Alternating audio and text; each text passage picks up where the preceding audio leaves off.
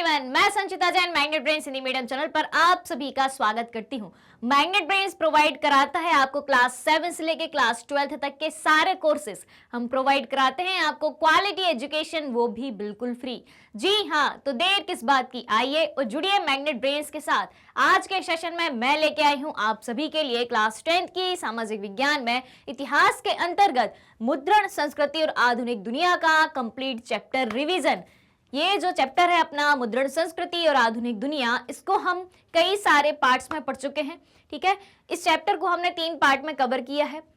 उसके बाद इस चैप्टर के जो एनसीईआरटी सॉल्यूशंस हैं वो भी कराए गए हैं, एमसीक्यू कराए गए हैं और मोस्ट इंपॉर्टेंट क्वेश्चन भी कराए गए हैं। आज बारी आती है कंप्लीट चैप्टर रिवीजन की, और बाकी का जो पार्ट है इस चैप्टर का वो आप जो है प्लेलिस्ट में जाके देख सकते हैं, पूरे लेक्चर वहां पे अवेलेबल हैं।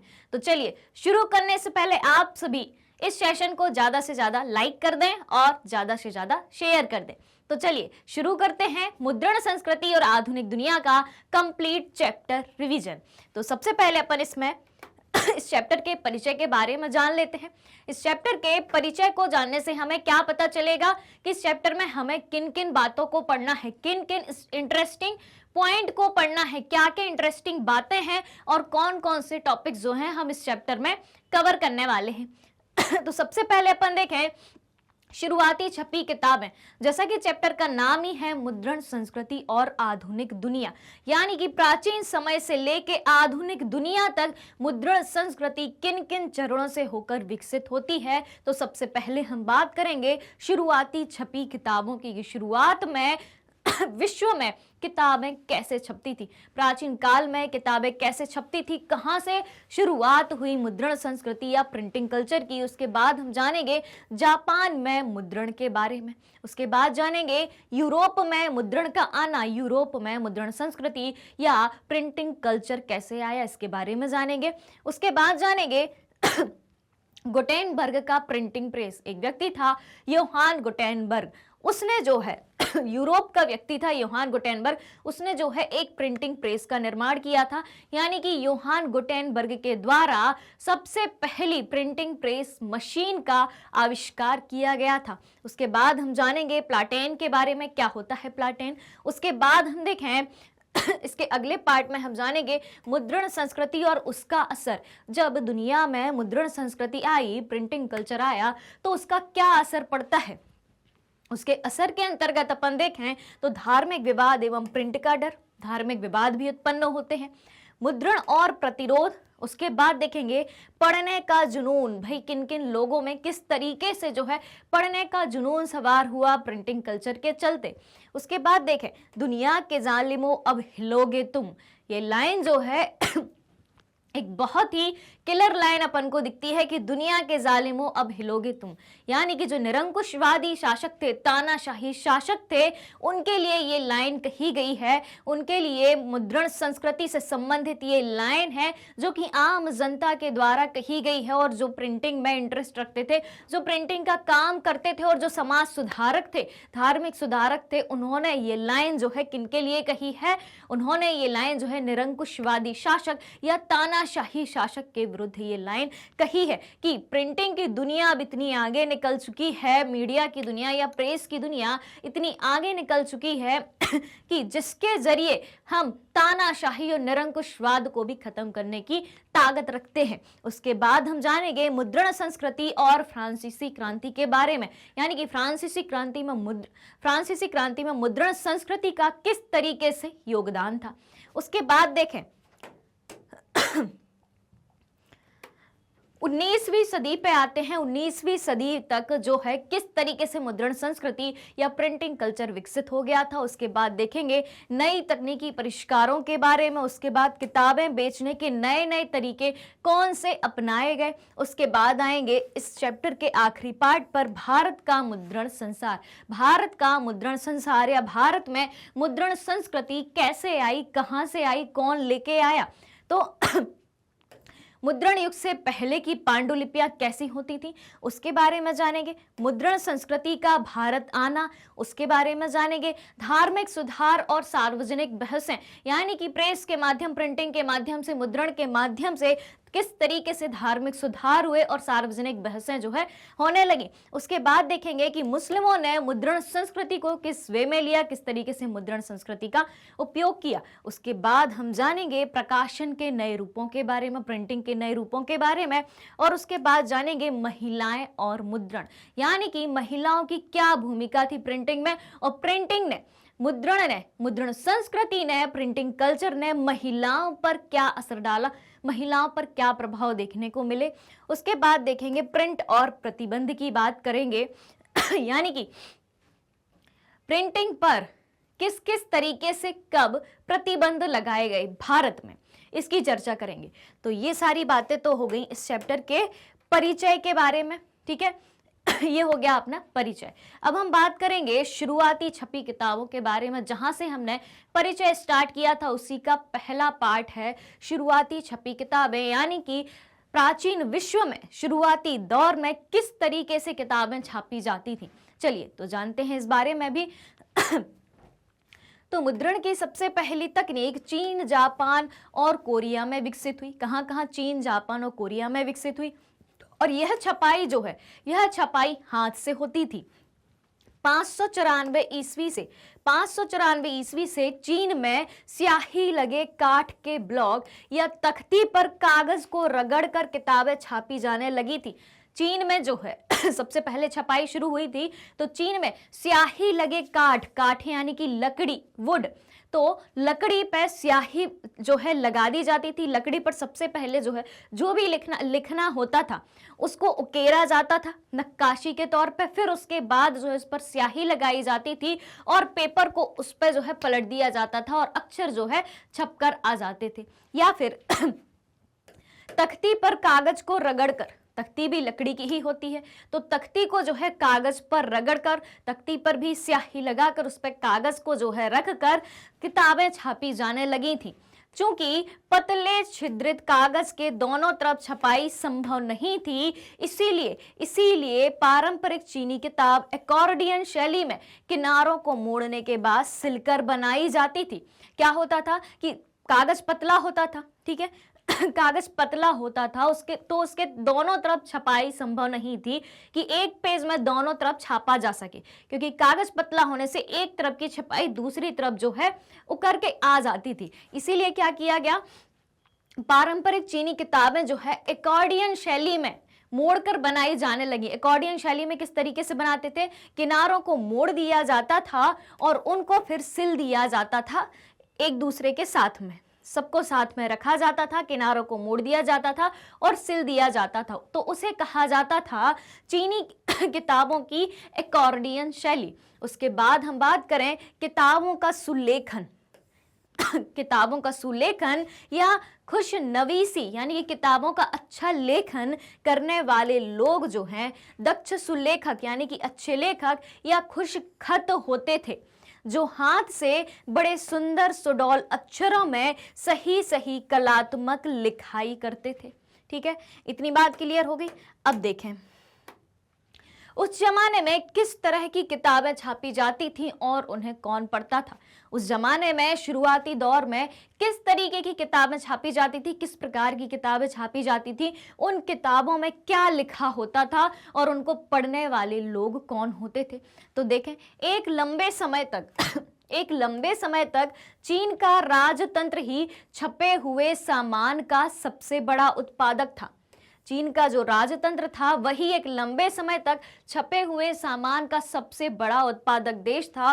और चीन के प्रशासनिक तंत्र में, चीन का जो एडमिनिस्ट्रेशन सिस्टम था, चीन का जो प्रशासनिक तंत्र था, उसमें सिविल सर्विस परीक्षा द्वारा लोगों की बहाली की जाती थी। यानी कि जिस तरीके से आप अभी भारत में व्यवस्था देखते होंगे कि भारत का एडमिनिस्ट्रेशन सिस्टम के लिए सिविल सर्विस परीक्षा का आयोजन किया जाता है, तो ठीक उसी तरीके से उस समय चीन में जो है वहां के प्रशासनिक तंत्र को, वहां के एडमिनिस्ट्रेशन सिस्टम को चलाने के लिए जो है सिविल सर्विस परीक्षा का आयोजन किया जाता था और सिविल सर्विस परीक्षा के द्वारा ही लोगों को एडमिनिस्ट्रेशन सिस्टम में नियुक्त किया जाता था।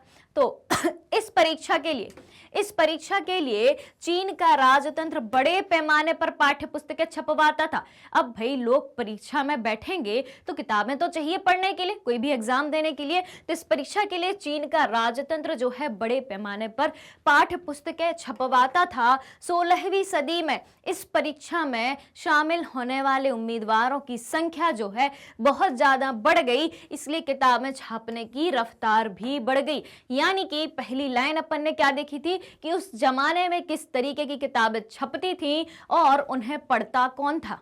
ठीक है, तो चीन से ही छपाई की प्रक्रिया शुरू हुई थी, ये संस्कृति चीन से ही शुरू हुई थी। तो चीन के जो विद्यार्थी थे उन लोगों के लिए, विद्यार्थियों के लिए जो है किताबें छापी जाती थी। ठीक है, तो किस तरीके की किताबें होती थी? सिविल सर्विस परीक्षा से संबंधित किताबें होती थी और उन्हें विद्यार्थी पढ़ते थे जो सिविल सर्विस परीक्षा में बैठते थे। चलो भाई आगे देखें, क्या केवल विद्यार्थियों के लिए छपाई होती थी? अभी पिछली स्लाइड में अपन ने देखा कि चीन का राजतंत्र जो है प्रशासनिक तंत्र में भर्ती करने के लिए सिविल सर्विस परीक्षा का आयोजन करता था और उसमें विद्यार्थियों के लिए किताबें छपती थी। तो क्या उस समय सिर्फ विद्यार्थियों के लिए ही किताबें छपती थी? चलिए जानते हैं इस बारे में भी। तो 17वीं सदी तक चीन में शहरी परिवेश बढ़ने के कारण छपाई का इस्तेमाल कई कामों में होने लगा था भाई। अब छपाई केवल बुद्धिजीवियों या अधिकारियों तक ही सीमित नहीं थी, बुद्धिजीवियों तक या सिर्फ अधिकारियों तक ही सीमित नहीं थी। अब जो है व्यापारी भी रोजमर्रा के जीवन में छपाई का इस्तेमाल करने लगे थे। किस तरीके से करने लगे थे? ताकि व्यापार से जुड़े आंकड़े रखना आसान हो जाए। अब विद्यार्थी, बुद्धिजीवी या फिर अधिकारी ही किताबें नहीं पढ़ा करते थे, उनके साथ साथ व्यापारी वर्ग भी रोजमर्रा के जीवन में जो है छपाई का इस्तेमाल करने लगे थे ताकि व्यापार से जुड़े हुए आंकड़े रखना आसान हो जाए। ये बात हो गई अपनी एक। अब देखें जापान में मुद्रण। भी अब अपन जापान की बात करेंगे तो सबसे पहले जानेंगे कि जापान में मुद्रण संस्कृति या जापान में प्रिंटिंग कल्चर कैसे आया। चलिए, चीनी बौद्ध प्रचारक, चीन के जो बौद्ध प्रचारक थे, बौद्ध धर्म को प्रचार करने वाले जो लोग थे, वो 768 से 770 ईस्वी के आसपास छपाई की तकनीक लेकर कहाँ गए भाई?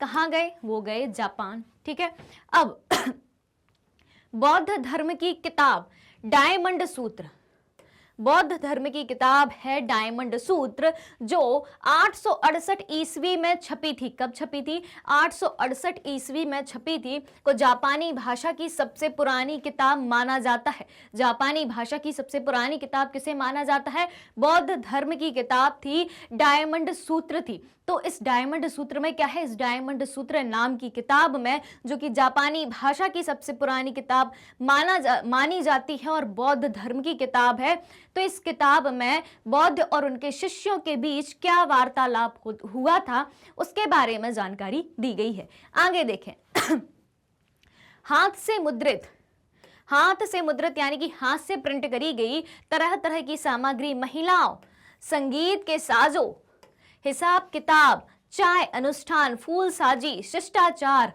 और रसोई पर लिखी किताबों से पुस्तकालय एवं दुकानें भरी पड़ी थी।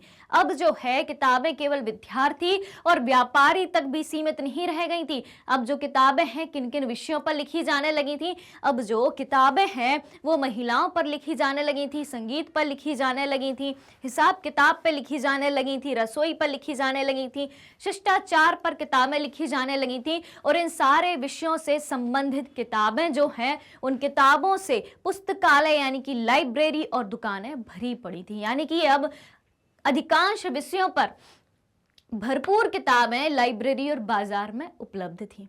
ठीक है, अब देखें भाई आगे यूरोप में मुद्रण का आना। भाई चीन से पहुंचा जापान में, अब जापान से पहुंच रहा है भाई यूरोप।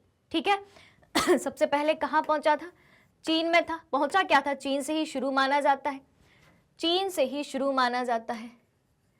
चीन, जापान, फिर जाएगा अपना यूरोप। ठीक है, चलो भाई, तो अब भाई अपन आएंगे यूरोप पे। तो यूरोप में मुद्रण का आना, यूरोप में मुद्रण संस्कृति किस तरीके से आई? तो सिल्क रूट के माध्यम से, सिल्क रूट यानी कि रेशम मार्ग के माध्यम से, रेशम मार्ग और सिल्क रूट के बारे में आप सभी ने पिछले चैप्टर में जरूर पढ़ा होगा। तो रेशम मार्ग क्या है? रेशम मार्ग चीन से प्रारंभ होकर, यानी कि पूर्व दिशा से प्रारंभ होकर पश्चिम की ओर जाता था। पूर्वी देशों से चीन से जो है रेशम और अन्य वस्तुएं जो हैं उस मार्ग के जरिए दूसरे देशों को निर्यात करी जाती थी, पश्चिमी देशों को निर्यात करी जाती थी। और उस मार्ग से सबसे ज्यादा रेशम का निर्यात पश्चिमी देशों की तरफ होता था। इसीलिए जो है उस मार्ग को रेशम मार्ग कहा जाता है।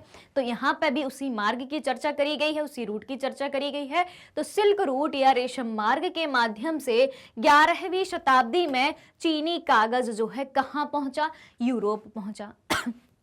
किसके माध्यम से? सिल्क रूट के माध्यम से चीनी कागज जो है कहां पहुंचा? यूरोप पहुंचा। अब देखें 1295 में मार्को पोलो नामक महान खोजी यात्री चीन में काफी साल तक खोज करने के बाद इटली वापस लौटा। इटली का एक यात्री था इटली का एक व्यक्ति था जो एक यात्री के रूप में उसकी भूमिका हमें दिखाई देती है, जिसका नाम है मार्को पोलो। तो 1295 में मार्को पोलो नामक महान खोजी यात्री चीन में काफी साल तक खोज करने के बाद कहां लौटा?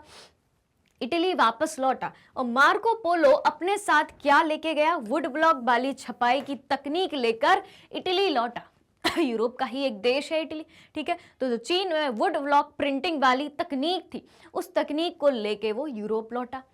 इतावली भी यानी कि इटालियन भी तख्ती की छपाई से किताबें निकालने लगे और जल्दी ही ये तकनीक बाकी यूरोप में भी फैल गई।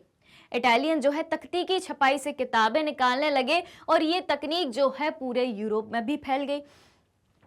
व्यापारी और विश्वविद्यालय के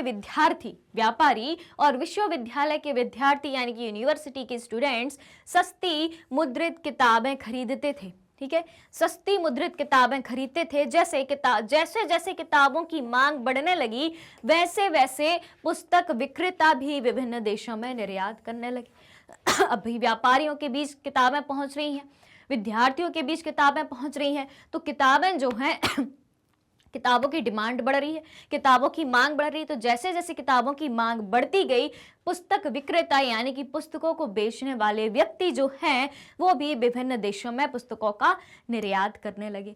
तो इस तरीके से जो है यूरोप में मुद्रण आया या प्रिंटिंग संस्कृति आई, प्रिंटिंग कल्चर आया। अब देखें, अब सिर्फ अमीर लोगों के यहाँ सुलेखक नहीं पाए जाते थे। अब जो है धीरे धीरे मुद्रण संस्कृति जो है अलग अलग देशों में विकसित हो रही थी, तो सिर्फ अच्छे लेखक जो हैं सिर्फ अमीरों के यहाँ ही नहीं पाए जाते थे। सुलेखक यानी कि अच्छे लेखक, तो अच्छे लेखक अब सिर्फ अमीरों के यहाँ ही नहीं पाए जाते थे, बल्कि पुस्तक विक्रेता भी, पुस्तकों को बेचने वाले भी उन्हें रोजगार देने लगे। और आमतौर पर एक विक्रेता के यहाँ 50 लोग जो है काम करने लगे, ठीक है।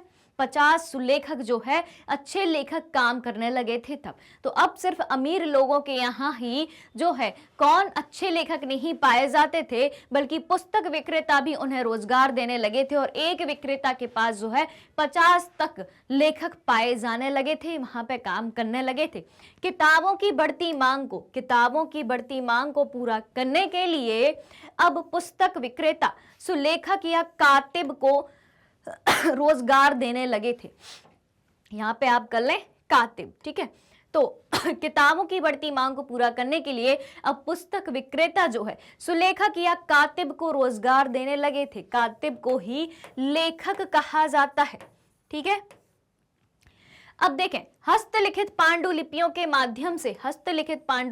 माध्यम से पुस्तकों की भारी मांग को पूर्ण कर पाना असंभव था। हाथ के द्वारा जो पांडुलिपियां लिखी जाती थी, उनके द्वारा जो है पुस्तकों की भारी मांग को पूरा करना असंभव था। क्यों भाई, हाथ से कब तक लिखा जाएगा और कितना लिखा जाएगा, और बहुत टाइम भी लगेगा।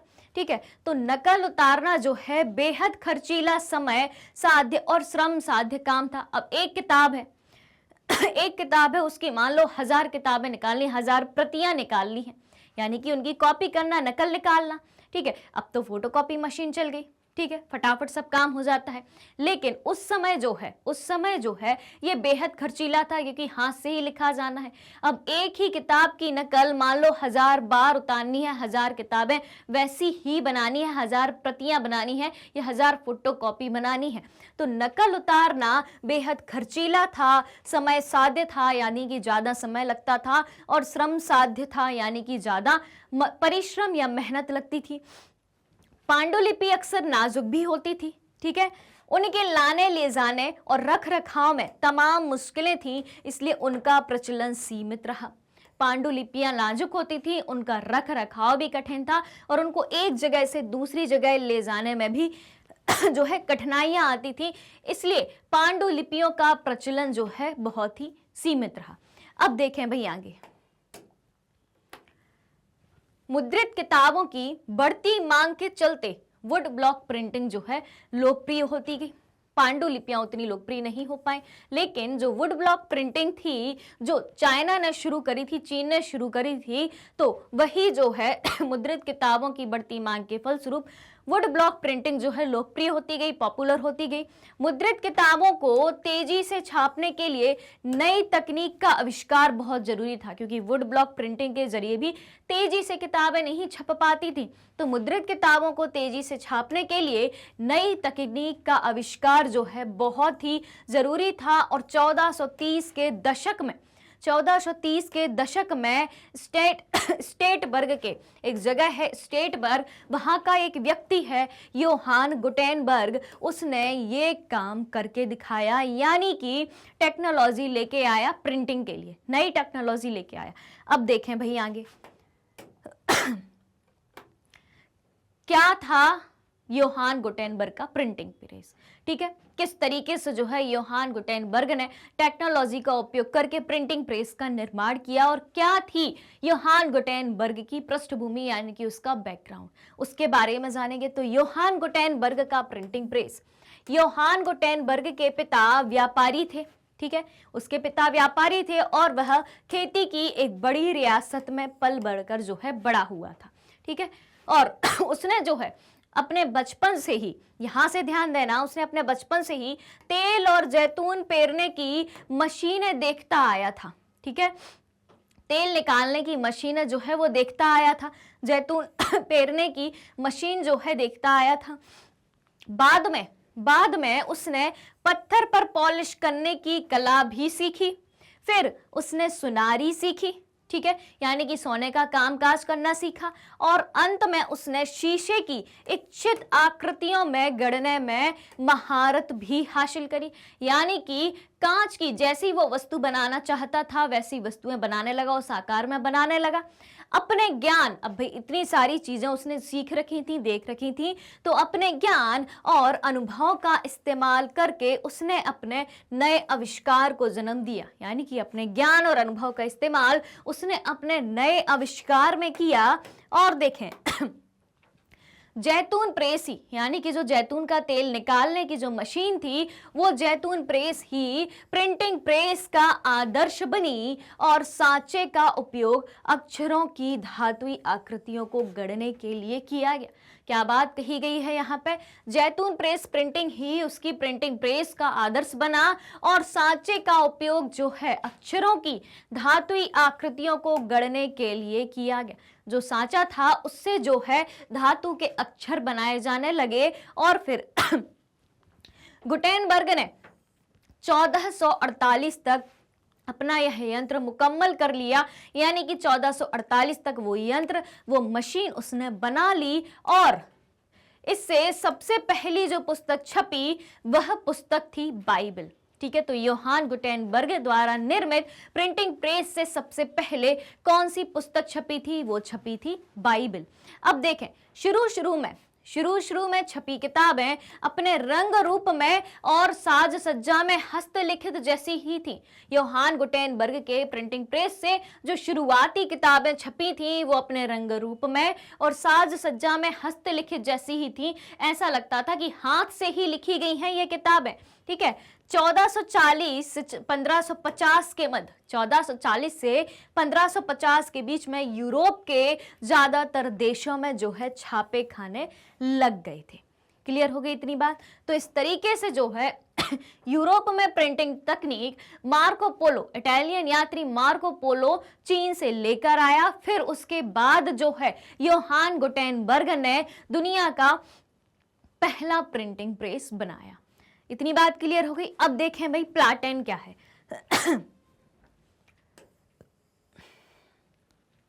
तो लेटर प्रेस छपाई में, यानी कि लेटर जो है किसके बनाए थे? योहान गुटेनबर्ग ने, धातुओं के बनाए थे।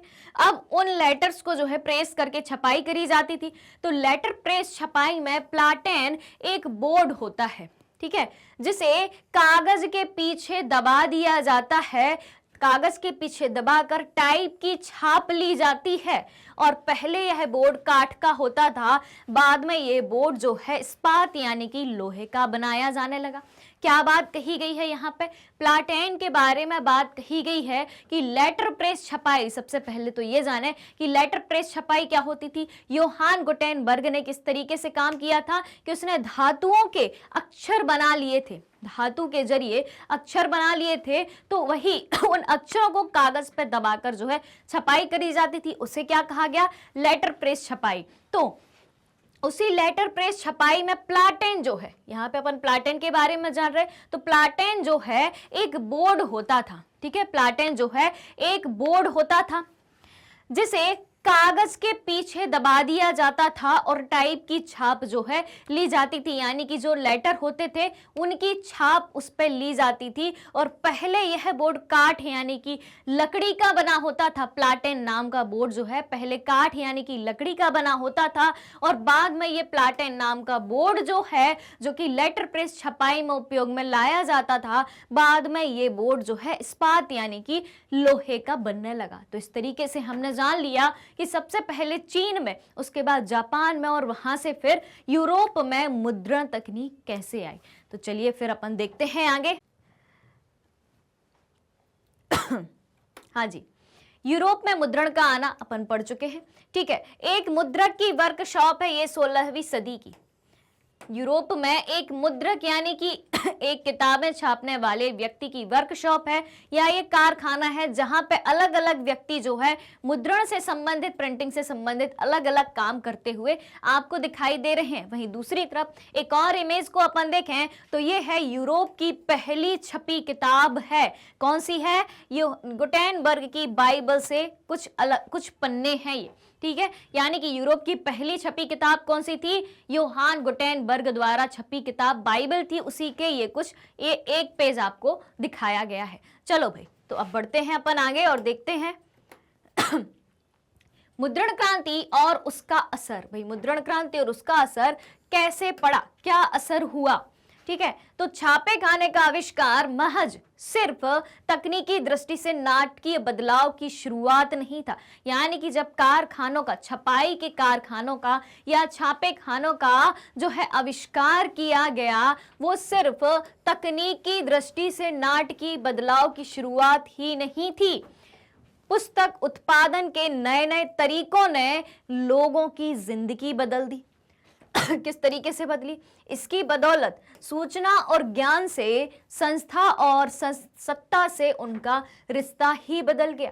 पुस्तकों के जरिए लोगों को हर जगह की, हर देश की, हर दुनिया की, हर तरीके के कामों की सूचनाएं मिलने लगी। ठीक है, उनका ज्ञान बढ़ने लगा।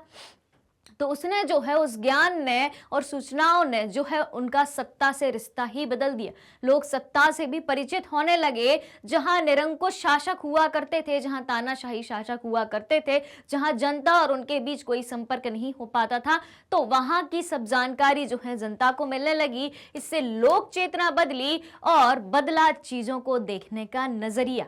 तो प्रिंटिंग तकनीक ने सबसे बड़ा बदलाव क्या किया कि प्रिंटिंग तकनीक के द्वारा जो है लोक चेतना बदली और चीजों को देखने का नजरिया भी आम जनता के बीच में बदला। अब देखें, मुद्रण संस्कृति के फलस्वरूप जो है एक नए पाठक वर्ग का उदय होता है। भाई देखें वो नया पाठक वर्ग क्या होता है, नया पढ़ने वाला वर्ग क्या होता है। तो छपाई से किताबों की संख्या बढ़ी, ठीक है, छपाई से किताबों की संख्या बढ़ी और कीमतें गिरने लगी। अब भाई छापे खाने खुल गए, किताबों की छपाई जो है बड़े बड़े प्रिंटिंग प्रेस में होने लगी, यानी कि जल्दी होने लगी। जहां एक किताब को छापने में कई दिन लगते थे, वहीं एक दिन में कई सारी किताबें छापी जाने लगी। तो जब किताबों की संख्या बढ़ गई तो उनकी कीमतें भी कम हो गई, क्योंकि अब किताबों की उपलब्धता आसानी से थी, सप्लाई ज़्यादा थी, तो कीमतें गिर जाएंगी। तो कीमतें गिरने लगी और किताबों तक पहुंच आसान होने से पढ़ने की एक नई संस्कृति विकसित हुई।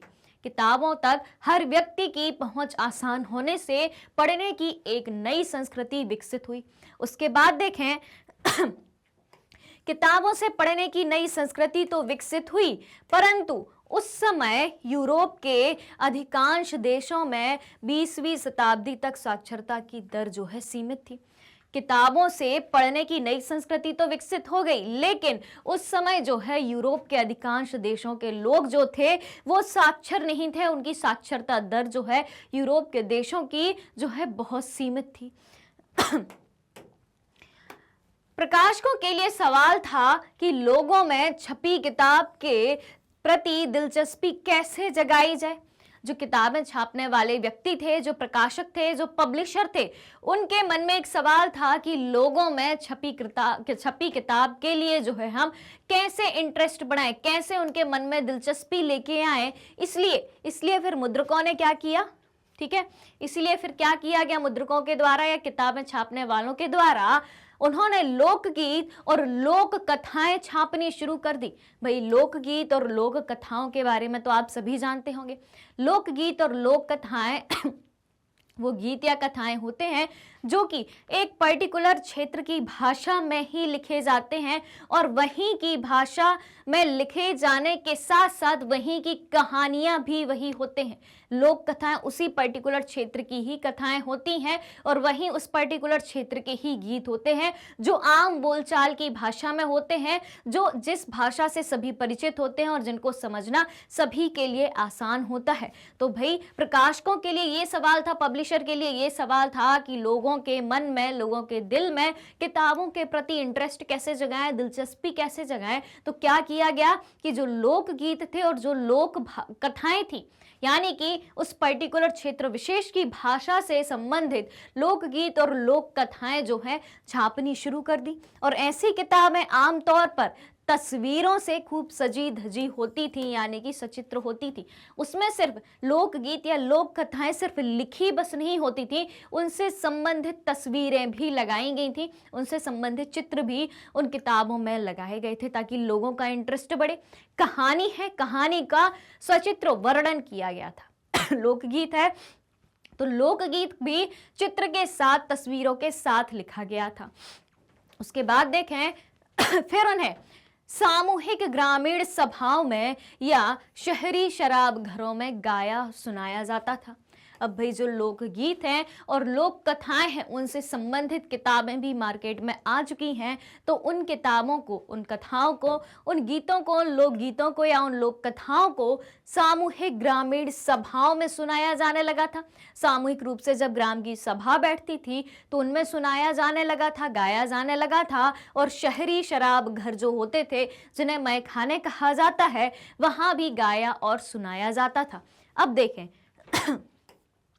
इस तरह मौद्रिक संस्कृति, इस तरह मौखिक संस्कृति, सॉरी, इस तरह मौखिक संस्कृति जो है मुद्रित संस्कृति में दाखिल हुई। अभी तक तो मुद्रित संस्कृति ही थी। दो शब्द यहाँ पे अपन ने देखे, एक देखा अपन ने मौखिक संस्कृति और दूसरा अपन ने देखा मुद्रित संस्कृति। तो अभी तक जो है अपन मुद्रित संस्कृति से परिचित थे, ठीक है, यानी कि प्रिंटिंग कल्चर।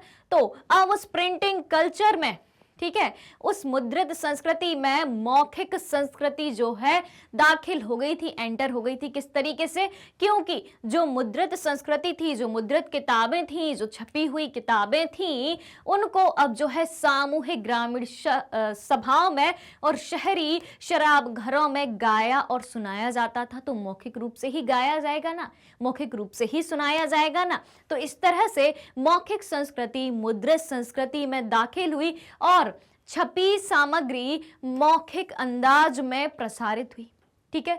तो छपी हुई संस्कृति जो है, छपी हुई किताबें जो है मौखिक रूप से प्रसारित हो रही हैं, सबको गा के सुनाया जा रहा है, सभाओं में जो है कहानियों का वर्णन किया जा रहा है, कथाएं सुनाई जा रही हैं, ठीक है। अब देखें मौखिक और मुद्रित संस्कृति के बीच की विभाजक रेखा क्या है भाई?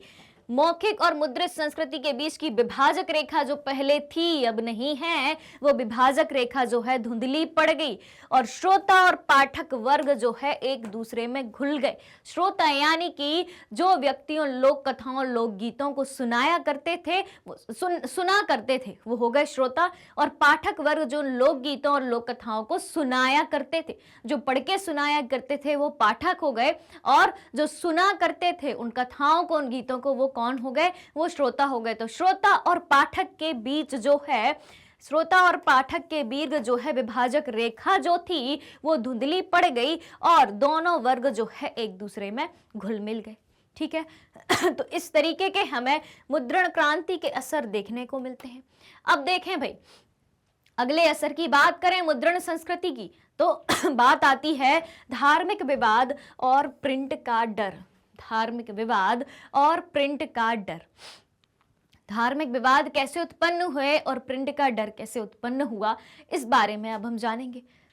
तो देखें यहां पे, अधिकांश लोगों को यह भय था, अधिकांश लोगों को यह डर था कि अगर मुद्रण पर नियंत्रण नहीं किया गया, प्रिंटिंग पर नियंत्रण नहीं किया गया, प्रिंटिंग पर कंट्रोल नहीं किया गया, तो विद्रोही एवं अधार्मिक विचार जो है पनपने लगेंगे। किस तरीके से भाई? धर्म सुधार मार्टिन लूथर किंग ने अपने लेखों के माध्यम से कैथोलिक चर्च की कुरीतियों का वर्णन किया था। धर्म सुधारक का नाम है एक Martin Luther king. Martin Luther king एक बहुत बड़े धर्म सुधारक हुए हैं। उनने अपने लेखों के माध्यम से क्या किया? कैथोलिक चर्च की कुरीतियों का वर्णन किया। ईसाई धर्म जो है दो संप्रदायों में बटा हुआ है, कैथोलिक और प्रोटेस्टेंट। तो मार्टिन लूथर किंग ने क्या किया था? कैथोलिक चर्च की कुरीतियों का वर्णन किया था अपने लेखों के माध्यम से। कुरीतियां यानी कि कैथोलिक चर्च में जो भी बुरी बातें थी, जो भी कुरीतियां थी, जो रीति रिवाज उनके गलत थे, उनका विरोध किया अपने लेखों के माध्यम से।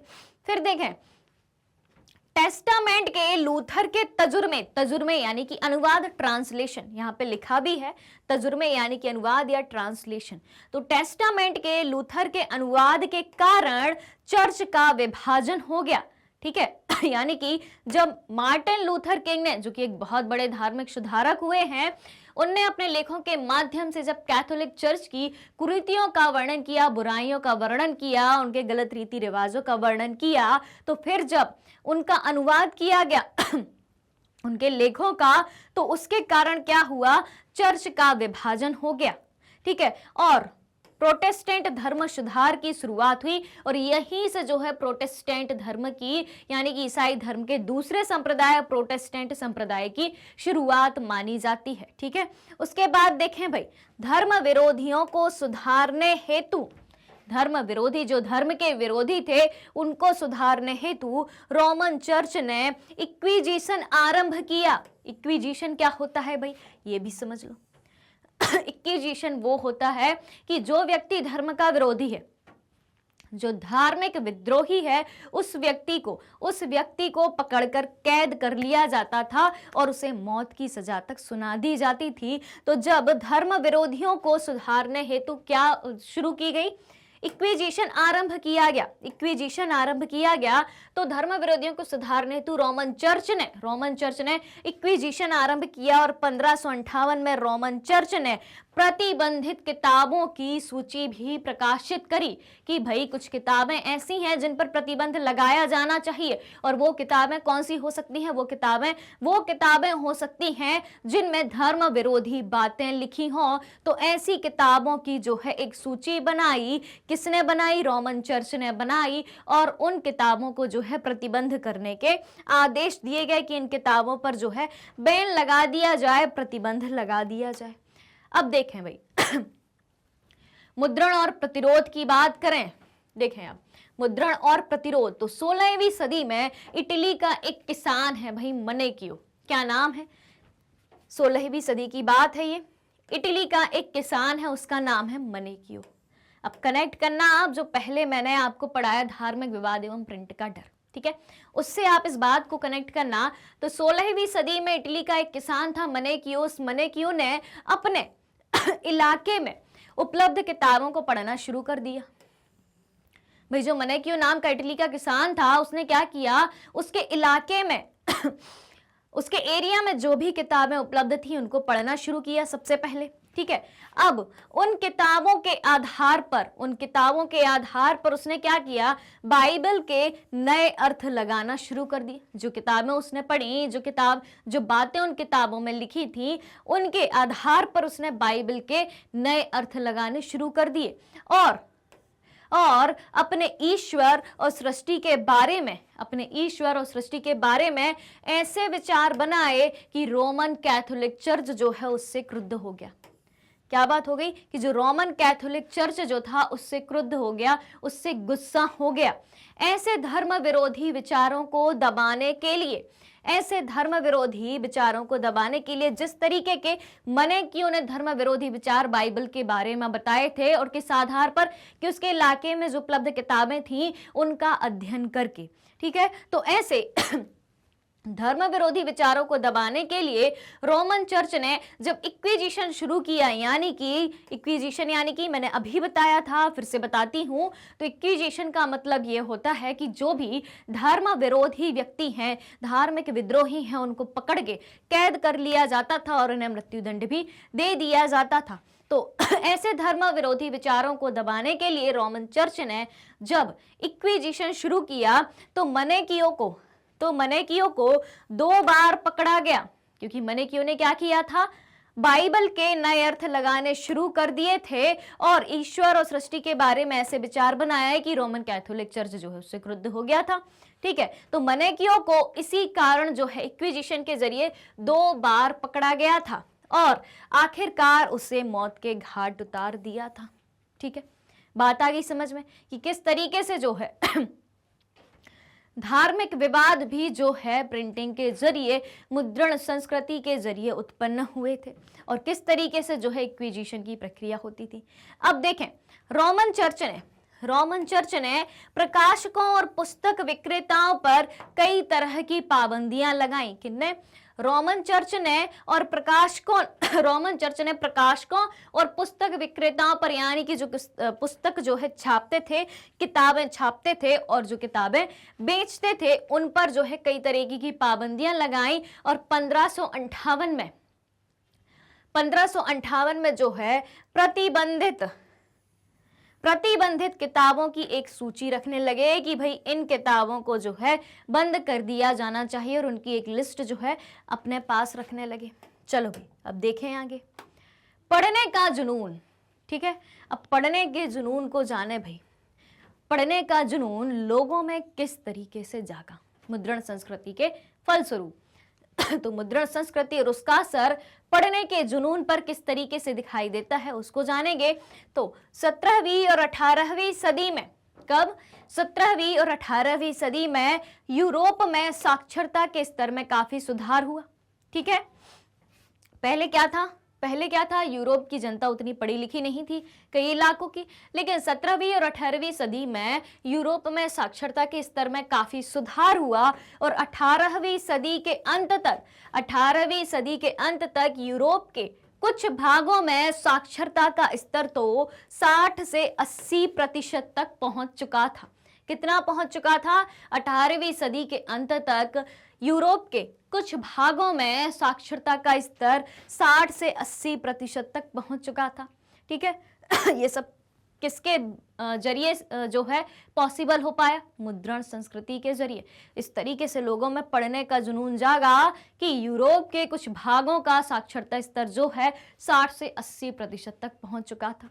आगे देखें, पत्रिकाएं, ठीक है, मैगजीन, उपन्यास, नोवेल, पंचांग, कैलेंडर आदि सबसे ज्यादा बिकने वाली किताबें थी।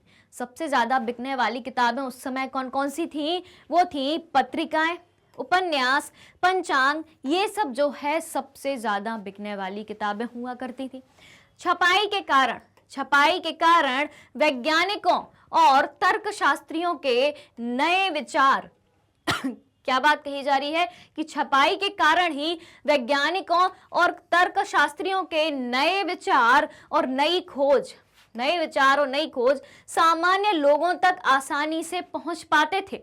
यानी कि वैज्ञानिकों के जो विचार थे और तर्कशास्त्रियों के जो विचार थे, नई खोज थी, नए विचार थे, वो छपाई के कारण ही, प्रिंटिंग के कारण ही जो है लोगों तक आसानी से पहुंच पाते थे। किसी भी नए आइडिया को, किसी भी नए विचार को अब अधिक से अधिक लोगों के साथ बांटा जा सकता था और उस पर बेहतर बहस भी हो सकती थी। बात क्लियर हुई अब आपकी? यहां तक की बातें आपको समझ में आई कि क्या बातें यहां पे कही जा रही हैं? पढ़ने का जुनून लोगों में किस तरीके से जागा और छपाई के जरिए, प्रिंटिंग के जरिए वैज्ञानिकों और तर्कशास्त्रियों के जो विचार हैं, उनकी जो सोच है, उनकी जो खोज है, छपाई के जरिए, किताबों के जरिए, प्रिंटिंग के जरिए सामान्य लोगों तक जो है आसानी से पहुंचने लगी थी। ठीक है, तो अब किसी भी नए आइडिया को आसानी से ज्यादा लोगों के साथ बांटा जा सकता था और उन पर बेहतर बहस यानी कि बेहतर चर्चा भी की जा सकती थी। इतनी बातें क्लियर हो गई भाई? अब देखें आगे। अखबार और पत्रों में युद्ध और व्यापार से जुड़ी जानकारी के अलावा दूर देशों की खबरें भी होती थीं। किसमें? अखबार और पत्रों में युद्ध और व्यापार से जुड़ी जानकारी के अलावा दूर देशों की भी खबरें होती थीं। इसी के साथ वैज्ञानिकों ने भी अपनी खोजों को प्रकाशित करना शुरू कर दिया था। इसी के साथ वैज्ञानिकों ने भी अपनी खोजों को प्रकाशित यानी कि छपवाना शुरू कर दिया था। जो है उनकी भी जो खोजें हैं वैज्ञानिकों की, वो भी पब्लिश होने लगी थी। जब आइजक न्यूटन जैसे वैज्ञानिक, आइजक न्यूटन का नाम तो सभी ने सुना होगा, जब आइजक न्यूटन जैसे वैज्ञानिकों ने अपने आविष्कार प्रकाशित करने शुरू कर दिए, तो थॉमस पेन, वॉल्टेयर और ज्यान जाक रूसो जैसे दार्शनिकों की किताबें भी भारी मात्रा में छपनी और पढ़ी जाने लगी थी। यानी कि वैज्ञानिकों के साथ साथ थॉमस पेन, वॉल्टेयर और ज्यान जाक रूसो जैसे दार्शनिकों की किताबें भी जो है भारी मात्रा में छपी जाने लगी और पढ़ी जाने लगी। अब देखें, विज्ञान, तर्क और विवेकवाद के उनके विचार लोकप्रिय साहित्य में भी जगह पाने लगे थे। विज्ञान के विचार भी लोकप्रिय साहित्य यानी कि पॉपुलर लिटरेचर में जगह पाने लगे हैं। तर्क साहित्य भी पॉपुलर लिटरेचर या लोकप्रिय साहित्य की कैटेगरी में आने लगा था। विवेकवाद का जो साहित्य था, वो विचार थे, वो भी लोकप्रिय साहित्य या पॉपुलर लिटरेचर की कैटेगरी में आने लगे थे। यानी आप देख रहे हैं कि मुद्रण क्रांति का असर किस तरीके से जो है डे बाय डे अलग अलग फील्ड में बढ़ता ही जा रहा था। चलो भाई अब देखें आगे। अब बात आती है दुनिया के जालिमों अब हिलोगे तुम। ये लाइन बहुत ही आपको लग रही होगी, दमदार सी लाइन लग रही होगी। और ये किसके लिए कही गई है कि दुनिया के जालिम? कौन है दुनिया के जालिम? जिनको हिलाना चाहते हैं। ठीक है, तो दुनिया के जालिमो अब हिलोगे तुम, दुनिया के जालिमो, यानी कि जालिम कौन है दुनिया के? वो हैं जो निरंकुशवादी शासक हुआ करते थे, जो तानाशाही शासक हुआ करते थे। उनका स्वयं का कानून ही सब कुछ होता था। देश दुनिया में जो कानून चल रहा है उससे उन्हें कोई मतलब नहीं होता था। उनका डंडा ही उनका कानून है। जो काम करते थे डंडे की चोट पर करते थे। जो कह दिया वही कानून बन गया। जो जिस समय दिमाग में आया, दिल में आया, वही बात जो कह दी, वही बात जो है उस समय कानून बन गई। परिस्थिति के अनुसार जो है कानून नहीं बनता था, या पहले से कानून बन के रखा हो, ऐसा नहीं होता था। ऐसे शासक कौन शासक कहलाते हैं? निरंकुशवादी शासक या तानाशाही शासक कहलाते हैं। तो दुनिया के जालिम किसे कहा गया है?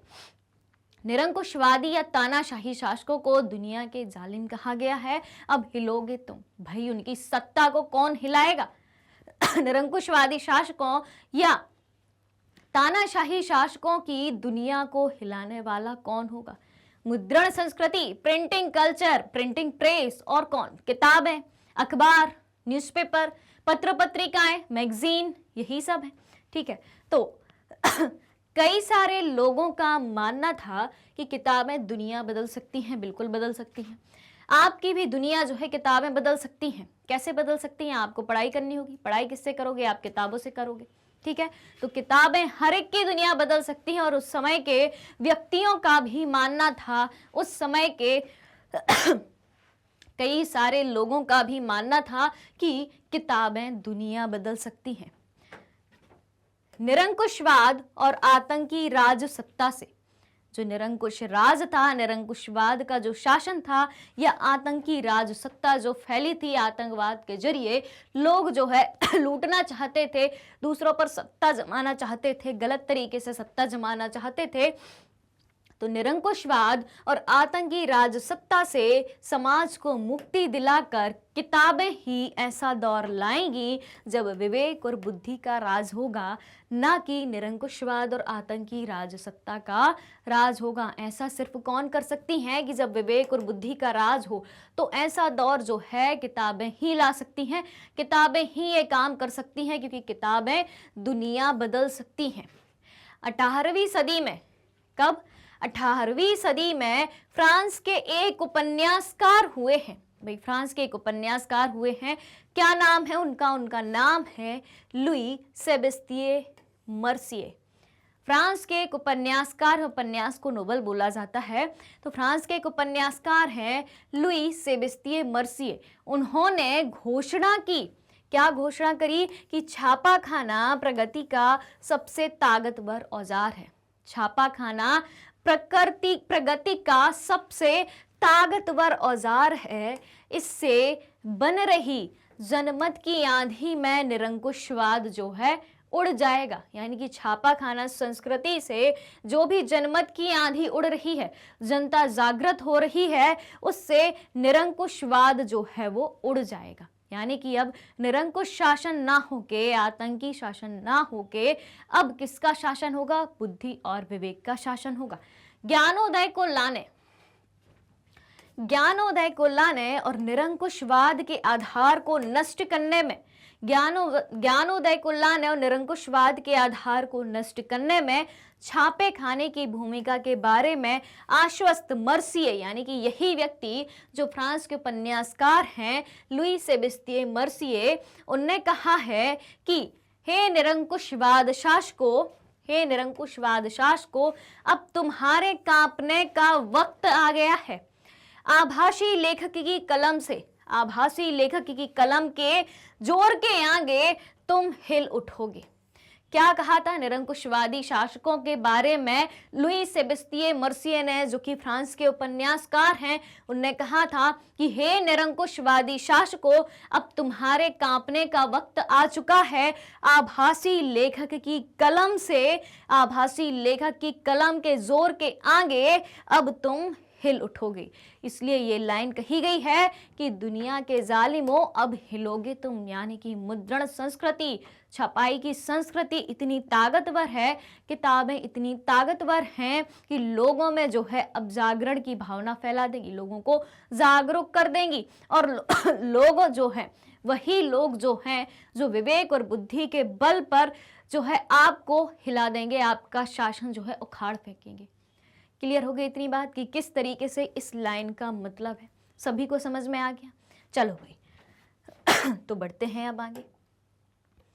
अब देखें भाई, मुद्रण संस्कृति और फ्रांसीसी क्रांति, इसके बारे में जाने कि भाई मुद्रण संस्कृति का फ्रांसीसी क्रांति से क्या लेना देना है। चलो भाई, तो कई इतिहासकारों का मानना है कि प्रिंट संस्कृति ने ऐसा माहौल बनाया, ठीक है, प्रिंट संस्कृति, मुद्रण संस्कृति ने या प्रिंटिंग कल्चर ने ऐसा माहौल बनाया जिसके कारण फ्रांसीसी क्रांति की शुरुआत हुई। इनमें से कुछ कारण निम्नलिखित हैं। भाई मुद्रण क्रांति ने या प्रिंट संस्कृति ने ऐसा क्या किया जिससे फ्रांसीसी क्रांति की शुरुआत हुई, जानते हैं इसके भी कुछ कारण। तो सबसे पहला कारण है छपाई के चलते विचारों का प्रसार। उनके लेखन ने परंपरा, अविश्वास और निरंकुशवाद की आलोचना करी। पिछली स्लाइड में अपन ने पढ़ा है कि दुनिया के जालिमों अब हिलोगे तुम, निरंकुशवाद, शासन को उखाड़ फेंकने की बात उसमें कही गई थी। वही बात यहां से कनेक्ट करना है आपको। फ्रांसीसी क्रांति क्यों हुई थी? वहां का जो राजा था उस समय फ्रांस का, वो निरंकुश शासक था। उसी को सत्ता से उठाने के लिए, सत्ता से हटाने के लिए फ्रांसीसी क्रांति की शुरुआत हुई थी। तो छपाई के चलते विचारों का प्रसार हुआ। उनके लेखन ने परंपरा, अविश्वास और निरंकुशवाद की आलोचना करी। रीति रिवाजों की जगह विवेक के शासन पर बल दिया गया। चर्च की धार्मिक और राज्य की निरंकुश सत्ता पर हमला किया गया। फ्रांस का जो चर्च था, तो चर्च की धार्मिक नीतियां और राज्य की निरंकुश सत्ता पर हमला किया गया। और छपाई ने जो है वाद विवाद की नई संस्कृति को जन्म दिया। छपाई के जरिए ही, मुद्रण संस्कृति के जरिए ही किताबों को पढ़कर ही लोगों के विचार जो है बदले और लोगों में एक हिम्मत आई और उन्होंने फ्रांस के निरंकुश शासक को और वहां के चर्च की जो धार्मिक कुरीतियां थी उनको खत्म करने के लिए फ्रांसीसी क्रांति को जन्म दिया। क्लियर हो गई इतनी बात?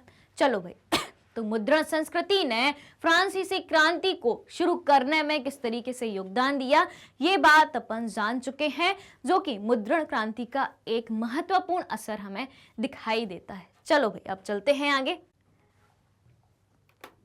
अब देखें हम 19वीं सदी में मुद्रण संस्कृति के बारे में हमें क्या जानकारी मिलती है। 19वीं सदी में मुद्रण क्रांति का असर किस तरीके से हमें दिखाई देता है।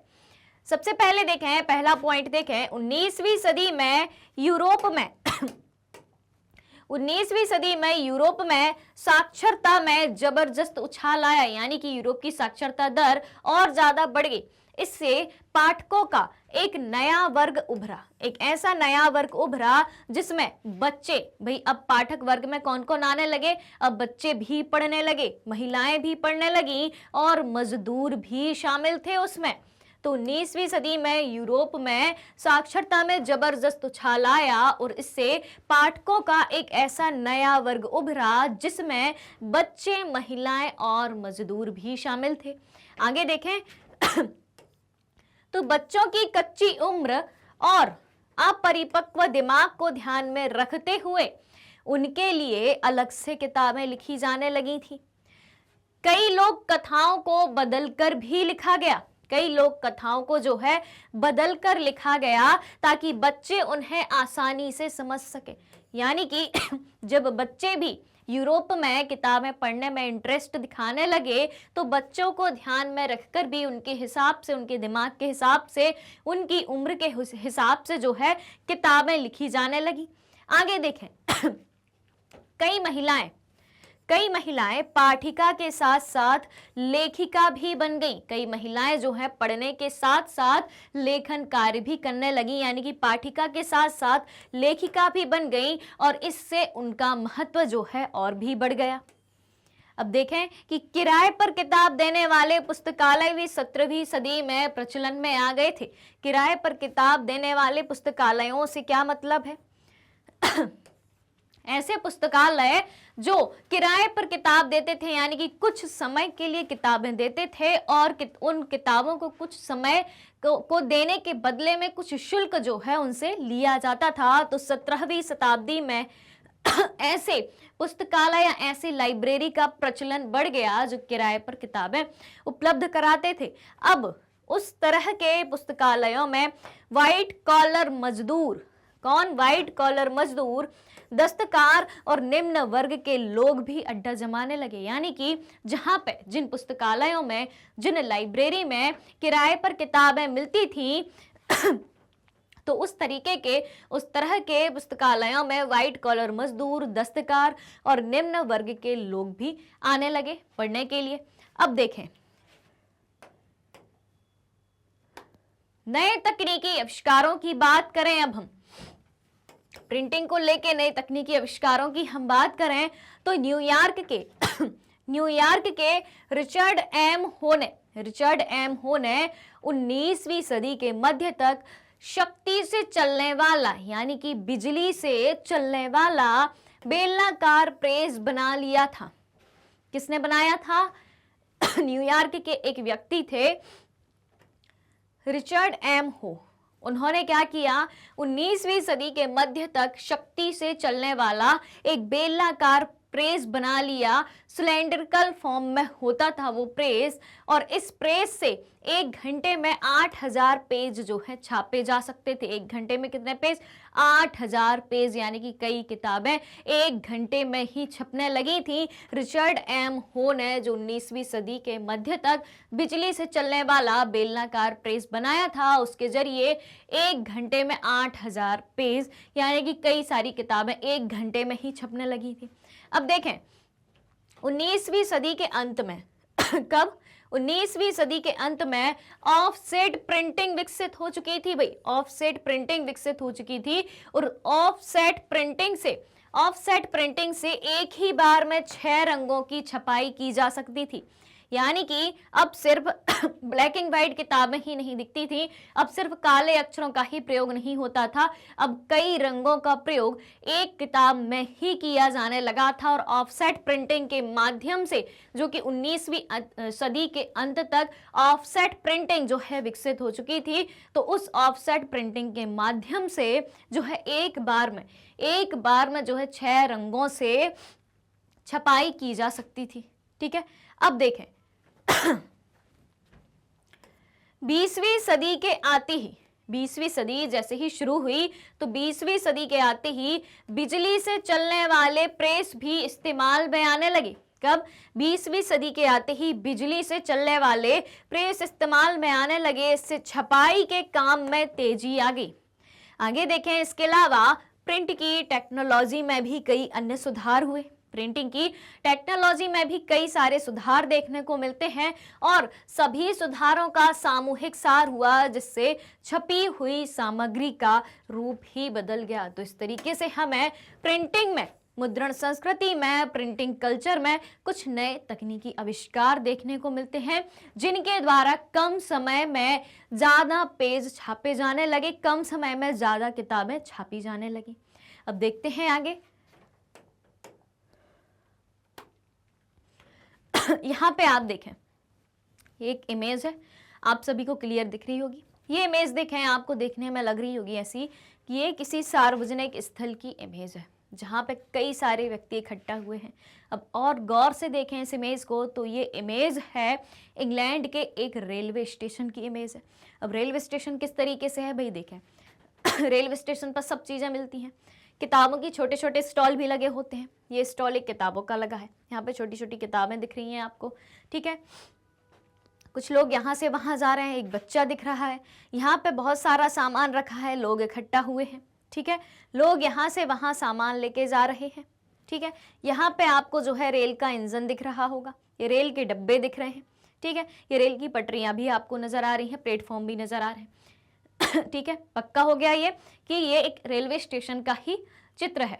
तो ये है इंग्लैंड के एक रेलवे स्टेशन का चित्र है। अब आप यहाँ पे देखें, दीवालों को देखें भाई। रेलवे स्टेशन की ये प्लेटफॉर्म के साइड में जो है दीवारें बनी रहती हैं, वो दीवारें हैं। इन दीवारों पर आप देख रहे होंगे कई सारे पोस्टर चिपके हुए हैं, ये चिपके हुए हैं पोस्टर्स। कई सारे जो है पोस्टर आपको यहाँ पे नजर आ रहे होंगे। पूरी दीवार जो है अलग अलग तरीके के पोस्टर से रंगी हुई है, ठीक है, पूरी भरी हुई है। तो ये चित्र है इंग्लैंड के एक रेलवे स्टेशन पर लगे विज्ञापन, अल्फ्रेड कॉनकेनन द्वारा बनाया गया ये चित्र है। 1874 में छपी हुई सूचनाएं, 1874 की बात है, 1874 में छपी हुई सूचनाएं और इश्तेहार यानी कि विज्ञापन, इश्तेहार का मतलब क्या होता है, विज्ञापन, सड़कों की दीवारों, प्लेटफॉर्म और सार्वजनिक इमारतों पर लगा दिए जाते थे। ठीक है, अब देखते हैं अपन आगे किताबें बेचने के नए तरीके। अब किताबें बेचने के क्या क्या नए तरीके अपनाए गए उसको भी देख लेते हैं। तो यहाँ पे देखें 19वीं सदी में कई पत्रिकाओं में उपन्यासों को धारावाहिक की शक्ल में छापा जाता था। क्या मतलब इस लाइन का, उपन्यासों को यानी कि नोवेल को किस में छापा जा रहा है, पत्रिकाओं में छापा जा रहा है, यानी कि मैगजीन में। ठीक है, किस रूप में, धारावाहिक की शक्ल में। धारावाहिक यानी कि जो टीवी सीरियल होते हैं। ठीक है, टीवी सीरियल में हर दिन नई कहानी होती है और अपन इंटरेस्ट के साथ भी टीवी सीरियल देखते हैं और उसका अगला एपिसोड जानने के लिए भी बहुत एक्साइटेड रहते हैं कि इस एपिसोड में ये हुआ तो अगले नेक्स्ट एपिसोड में क्या होने वाला है। ठीक है, बहुत एक्साइटेड रहते हैं उस बारे में। तो ठीक इसी तरीके से अब भाई तरीके, नए नए तरीके खोजे जा रहे हैं किताबों को बेचने के। तो 19वीं सदी में कई पत्रिकाओं में उपन्यासों को छापा जा रहा है, नोवेल को छापा जा रहा है जिसमें कोई कहानी लिखी है, तो उसको पत्रिकाओं में यानी कि मैगजीन में छापा जा रहा है। और किस शक्ल में, टीवी सीरियल की शक्ल में छापा जा रहा है। कार्टून बनाए जा रहे हैं उसमें और हर एक व्यक्ति के डायलॉग लिखे हुए हैं, जो व्यक्ति जैसा डायलॉग बोल रहा है उसको चित्र के माध्यम से दर्शाया जा रहा है। इससे क्या फर्क नजर आता है, इससे पाठकों को उस पत्रिका का अगला अंक खरीदने के लिए प्रोत्साहित किया जा सकता था, क्योंकि जब हमें एक एपिसोड दिखा दिया जाता है तो दूसरे एपिसोड के लिए हम बहुत एक्साइटेड रहते हैं। अब नोवेल को, पूरे एक नोवेल को पत्रिकाओं में, मैगजीन में छाप रहे यानी कि वो मैगजीन उस उपन्यास के फॉर्म में कई सारे पार्ट में आएगी। ठीक है, तो व्यक्ति जब एक मैगजीन पढ़ लेगा उसमें अधूरी कहानी रहेगी तो दूसरी मैगजीन तो खरीदेगा ही। ठीक है, इससे क्या होगा भाई, कई सारी किताबें बिकेंगी। एक ही कहानी को बताने की कई सारी किताबें छापी जाएंगी और कई सारी किताबें जो है बिकेंगी। तो इससे क्या किया जाता था, पाठकों को यानी कि पढ़ने वालों को उस पत्रिका का अगला अंक खरीदने के लिए जो है प्रोत्साहित किया जाता था। 1920 के दशक में इंग्लैंड में लोकप्रिय साहित्य को शिलिंग सीरीज के नाम से सस्ते दर पर बेचा जाता था। लोकप्रिय साहित्य को एक सीरीज जिसे शिलिंग सीरीज कहा गया है उस नाम से सस्ते दामों पर बेचा जाता था। किताबों के ऊपर लगने वाली जिल्द का प्रचलन भी 20वीं सदी में शुरू हुआ। किताबों के ऊपर जो कवर रहता है उसको इन्होंने कहा है जिल्द, उसको जिल्द भी कहा जाता है। तो किताबों के ऊपर जो कवर रहता है, तो किताबों के ऊपर लगने वाला कवर या किताबों के ऊपर लगने वाली जिल्द का प्रचलन भी कब शुरू हुआ था, वो 20वीं सदी में शुरू हुआ था। अब देखें 1930 के दशक की महामंदी के प्रभाव से, 1930 के दशक में यानी कि विश्व युद्ध के पश्चात जो है महामंदी पूरे विश्व में छाई हुई थी। तो 1930 के दशक की महामंदी के प्रभाव से पार पाने के लिए पेपर बैग संस्करण निकाला गया जो कि सस्ता हुआ करता था। अब भाई देश में, विश्व में ही पूरे विश्व में ही 1930 के दशक में विश्व युद्ध के पश्चात महामंदी का दौर चल रहा था। अब भाई किताबें कैसे बिकेंगी, लोग किताबें क्यों खरीदेंगे? खाना ज़रूरी है एक इंसान के लिए, काम करना ज़रूरी है एक इंसान के लिए, खाने लायक कमा पाए, कपड़े पहन पाए, बस किताबों तक पहुंच कैसे बनाएगा, क्योंकि पैसे ही नहीं रहेंगे। तो उस दौरान जो है पेपर बैग संस्करण निकाला गया जो कि सस्ता हुआ करता था। ठीक है, यानी कि सस्ती किताबें जो है छापी जाने लगी। अब देखें आगे भारत के मुद्रण संसार के बारे में अब जानें। भारत का मुद्रण संसार कैसा था, भारत में मुद्रण तकनीक या प्रिंटिंग टेक्नोलॉजी किस तरीके से आई थी, उस बारे में अब अपन जानेंगे। तो मुद्रण युग से पहले की पांडुलिपियाँ, मुद्रण युग से पहले की पांडुलिपियों के बारे में सबसे पहले अपन चर्चा करेंगे, जब प्रिंटिंग नहीं थी। कहाँ पे? भारत में। ठीक है जब मुद्रण संस्कृति या प्रिंटिंग कल्चर भारत में नहीं आया था तो उससे पहले की पांडुलिपियां किस तरीके से होती थी उनके बारे में अब अपन जानेंगे। भारत में संस्कृत, ठीक है, भारत में संस्कृत, अरबी, फारसी और विभिन्न क्षेत्रीय भाषाओं में हस्तलिखित पांडुलिपियों की पुरानी और समृद्ध परंपरा थी। क्या था भारत में? संस्कृत में, अरबी में, फारसी में और विभिन्न क्षेत्रीय भाषाओं में हस्तलिखित यानी कि हाथ से लिखी हुई पांडुलिपियों की पुरानी और समृद्ध परंपरा थी। पांडुलिपियां कहाँ लिखी जाती थी, कैसे लिखी जाती थी? तो पांडुलिपियां ताड़ के पत्तों पे यानी कि ताड़ वृक्ष के पत्तों पर या हाथ से बने कागज पर, हाथ से कागज बनाया जाता था उस पर लिखी जाती थी या फिर ताड़ वृक्ष के पत्तों पर लिखी जाती थी। तो पांडुलिपियां ताड़ के पत्तों पर या हाथ से बने कागज पर नकल करके बनाई जाती थी। उनकी उम्र बढ़ाने के विचार से उन्हें जल्द या तख्तियों में बांध दिया जाता था, यानी कि एक कवर के अंदर बांध दिया जाता था या तख्तियों में बांध दिया जाता था ताकि वो लंबे समय तक चल पाए। उसके बाद देखें पूर्व औपनिवेशिक काल में बंगाल में ग्रामीण क्षेत्रों में प्राथमिक पाठशालाओं का बड़ा जाल था। कहाँ पे? जब औपनिवेशिक काल था, अंग्रेजों का जब हम पर शासन था, तो उस औपनिवेशिक काल में, उस औपनिवेशिक समय में बंगाल क्षेत्र में, बंगाल के ग्रामीण क्षेत्रों में प्राथमिक पाठशालाओं का यानी कि प्राइमरी स्कूल जिसे हम कह सकते हैं, प्राथमिक पाठशालाओं का बड़ा जाल था। बहुत ज़्यादा संख्या में प्राथमिक पाठशालाएं बंगाल के ग्रामीण क्षेत्रों में थी, लेकिन विद्यार्थी आमतौर पर किताबें नहीं पढ़ते थे।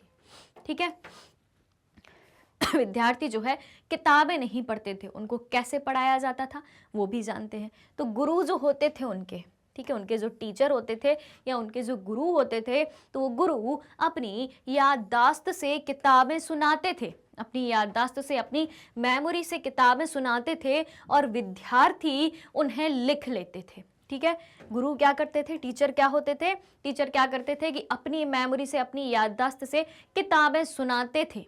ठीक है, जो भी उनको याद रहता था वो अपनी मेमोरी के दम पर बच्चों को सुनाया करते थे और बच्चे जो है, विद्यार्थी जो है, उसे लिख लिया करते थे। इस तरह कई सारे लोग बिना कोई किताब पढ़े ही साक्षर बन जाते थे। इस तरह क्या होता था, कई सारे लोग जो है बिना किताबें पढ़े ही साक्षर बन जाते थे, यानी कि किताबें नहीं पढ़ते थे।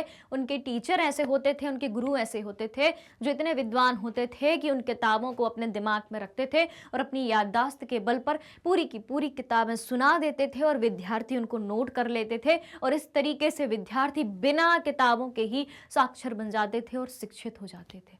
ठीक है, अब देखें, और आज के समय में भाई, आज के समय में क्या होता है, आज के समय में किताबें भरी पड़ी हैं, नई नई किताबें सबको चाहिए, सुंदर सुंदर किताबें चाहिए, उन पर अच्छा कवर लगाना है, उस पर नेम चिट लगाना है, सब करना है, लेकिन वो किताबें पढ़नी नहीं है। ठीक है, और पिछले समय में देखो, पुराने समय में किस तरीके से लोग किताबों को पढ़ने के लिए उत्सुक रहते थे, और किताबें अगर नहीं भी थी, किताबें थी भी नहीं, तब भी लोग जो है मुखाग्र, ठीक है, बच्चों को पढ़ा दिया करते थे और बच्चे भी बिना किताबों के ही शिक्षित बन जाते थे। सारी गुरु की कही हुई सारी बातें वो अपनी कॉपी में नोट कर लेते थे, लिख लेते थे और शिक्षित बन जाते थे। अब देखें भाई आगे पांडुलिपियां। अब पांडुलिपियां किसे कहते हैं भाई? हाथ से लिखी गई किताबों को क्या कहा जाता है? पांडुलिपि कहते हैं। अब पांडुलिपि के प्रयोग की सीमाएं क्या क्या हैं उस बारे में अपन जान लेते हैं। तो पांडुलिपि के प्रयोग की सीमाएं कुछ इस तरीके से हैं। किताबों की बढ़ती मांग पांडुलिपियों से पूरी नहीं होने वाली थी। किताबों की जो डिमांड बढ़ती जा रही थी वो सिर्फ पांडुलिपियों से पूरी नहीं होने वाली थी। ठीक है, क्योंकि पांडुलिपियां जो है हाथ से लिखी जाती थी। अब हाथ से कितनी किताबें लिखी जाएंगी? डिमांड ज़्यादा है, लोगों की मांग ज़्यादा है, तो क्या सिर्फ हाथ से लिखी हुई किताबें इतनी मात्रा में डिमांड पूरी कर पाएंगी? नहीं कर पाएंगी।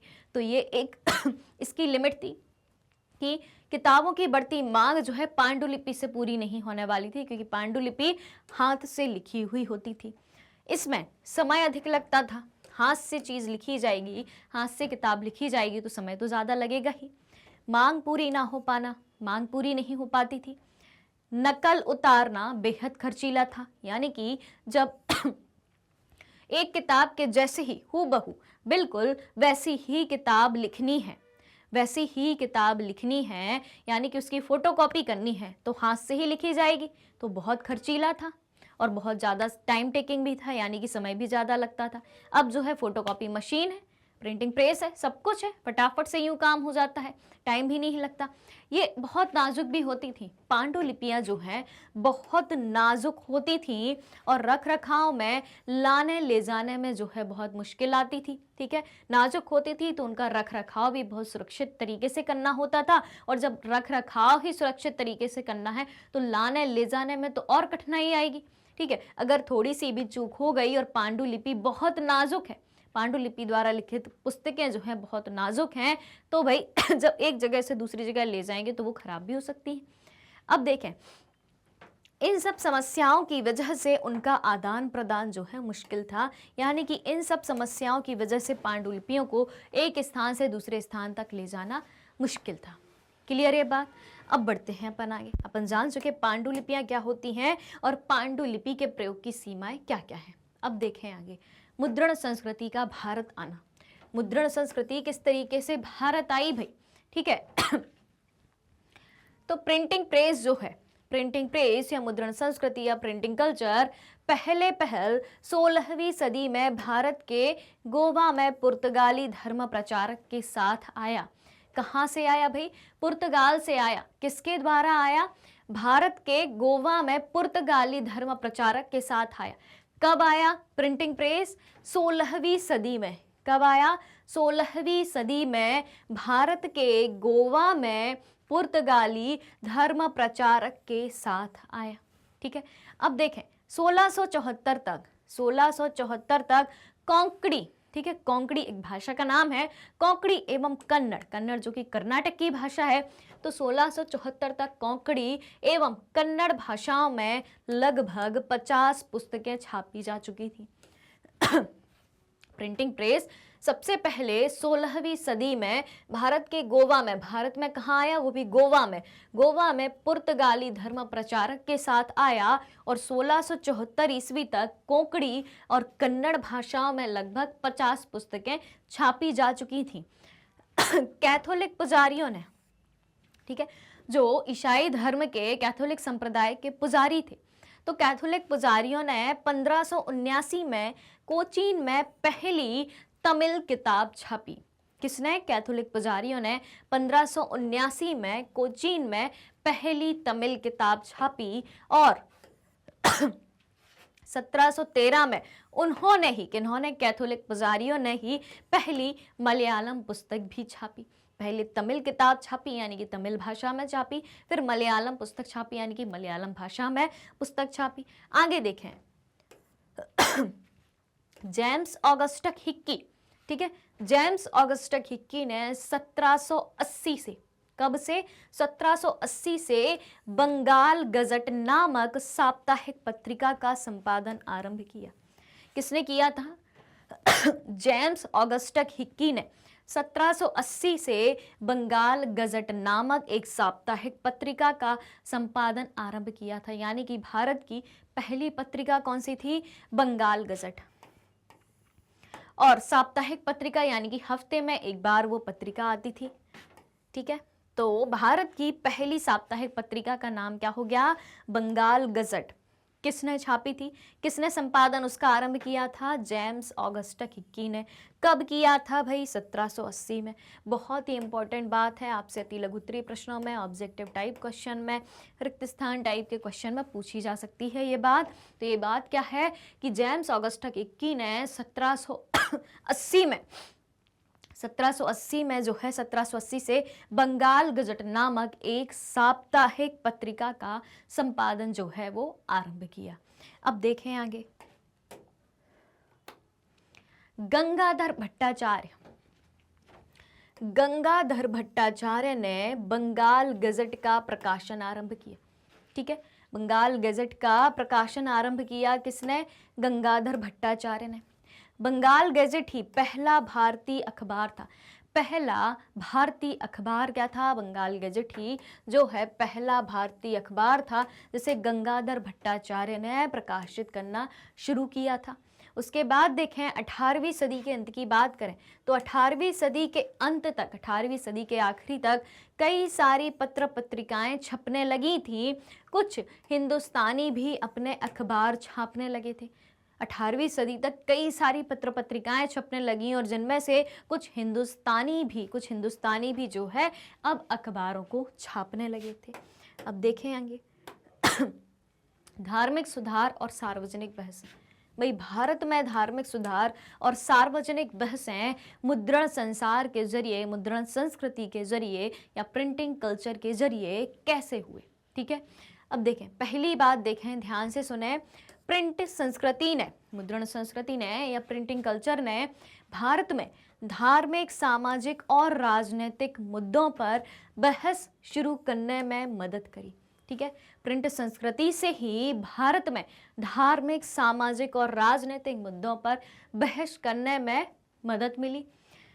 लोग कई धार्मिक रिवाजों के प्रचलन की आलोचना करने लगे, यानी कि जो धार्मिक रीति रिवाज लोगों को पसंद नहीं आते थे, जो धार्मिक रीति रिवाज कुरीति जैसे लोगों को लगते थे, उनकी लोग अब आलोचना करने लगे, उनको क्रिटिसाइज करने लगे।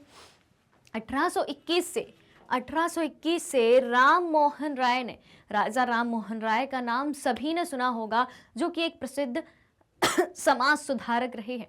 तो 1821 से राजा राम मोहन राय ने संवाद कौमुदी, किसका? संवाद कौमुदी। किसने?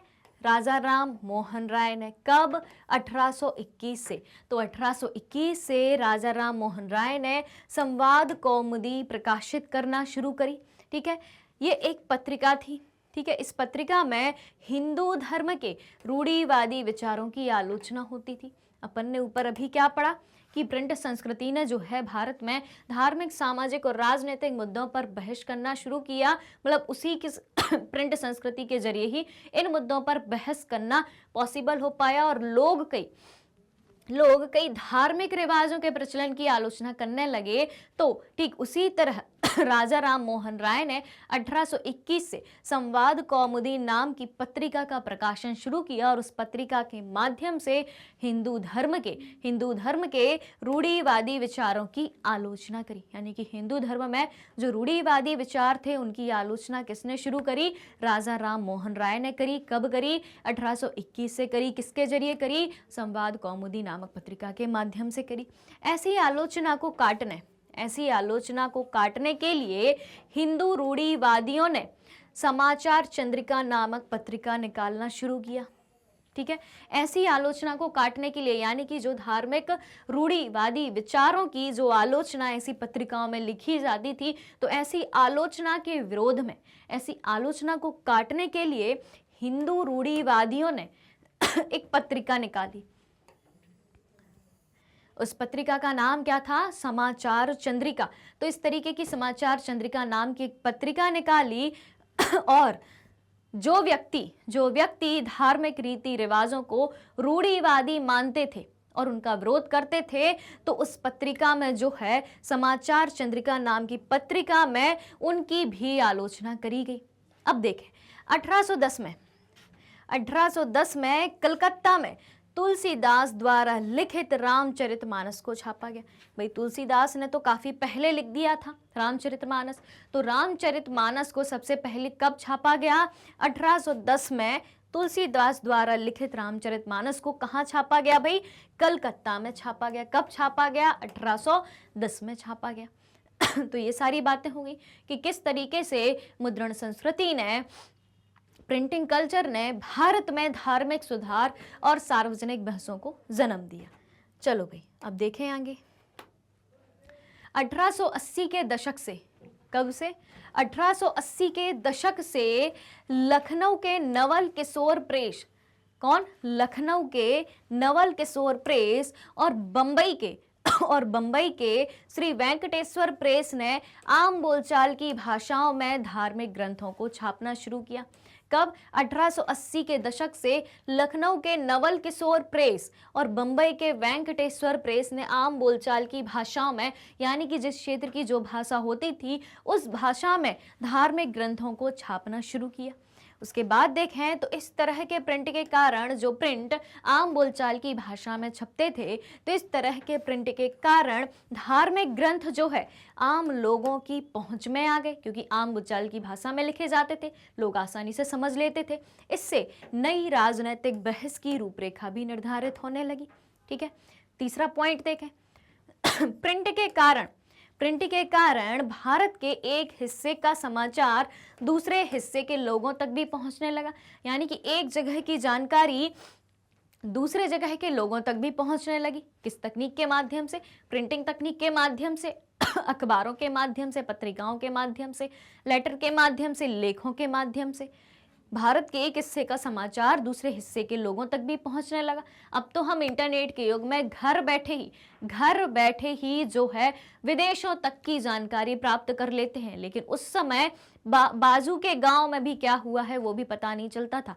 लेकिन प्रिंट तकनीक के कारण जो है भारत के एक हिस्से का समाचार जो है दूसरे हिस्से के लोगों तक भी पहुंचने लगा, और इससे लोग एक दूसरे के करीब भी आने लगे, एक दूसरी जगह की जानकारी मिलने लगी, वहाँ की संस्कृति के बारे में, वहाँ की राजनीतिक, आर्थिक, सामाजिक गतिविधियों के बारे में जानकारी रहने लगी। तो एक क्षेत्र के लोग दूसरे क्षेत्र के लोगों से परिचित हुए और उनके करीब भी आने लगे। तो इस तरीके से जो है भारत के मुद्रण संसार में हमें कई सारी चीजें देखने को मिलती हैं। अब चलते हैं अपन आगे। अब मुस्लिमों ने मुद्रण संस्कृति को कैसे लिया, इस बारे में जानेंगे। भारत के मुद्रण संसार के बारे में अपन देख रहे हैं। तो भारत में मुस्लिमों ने मुद्रण संस्कृति को कैसे लिया, इस बारे में अपन जानते हैं। 1822 में फारसी में 2 अखबार शुरू होते हैं। फारसी भाषा में 1822 में 2 अखबार शुरू हुए, जिनके नाम थे जाम ए जहांनामा। क्या क्या नाम थे? एक का नाम था जाम ए जहांनामा और दूसरे का नाम था शम्सुल अखबार। क्या नाम था? शम्सुल अखबार। तो 1822 में फारसी में 2 अखबार शुरू हुए, जिनके नाम थे जाम ए जहांनामा और शम्सुल अखबार। उसी साल एक गुजराती अखबार भी शुरू हुआ। क्या हुआ? उसी साल एक गुजराती अखबार भी शुरू हुआ, जिसका नाम था बंबई समाचार। क्या नाम था? बंबई समाचार, जिसका नाम था।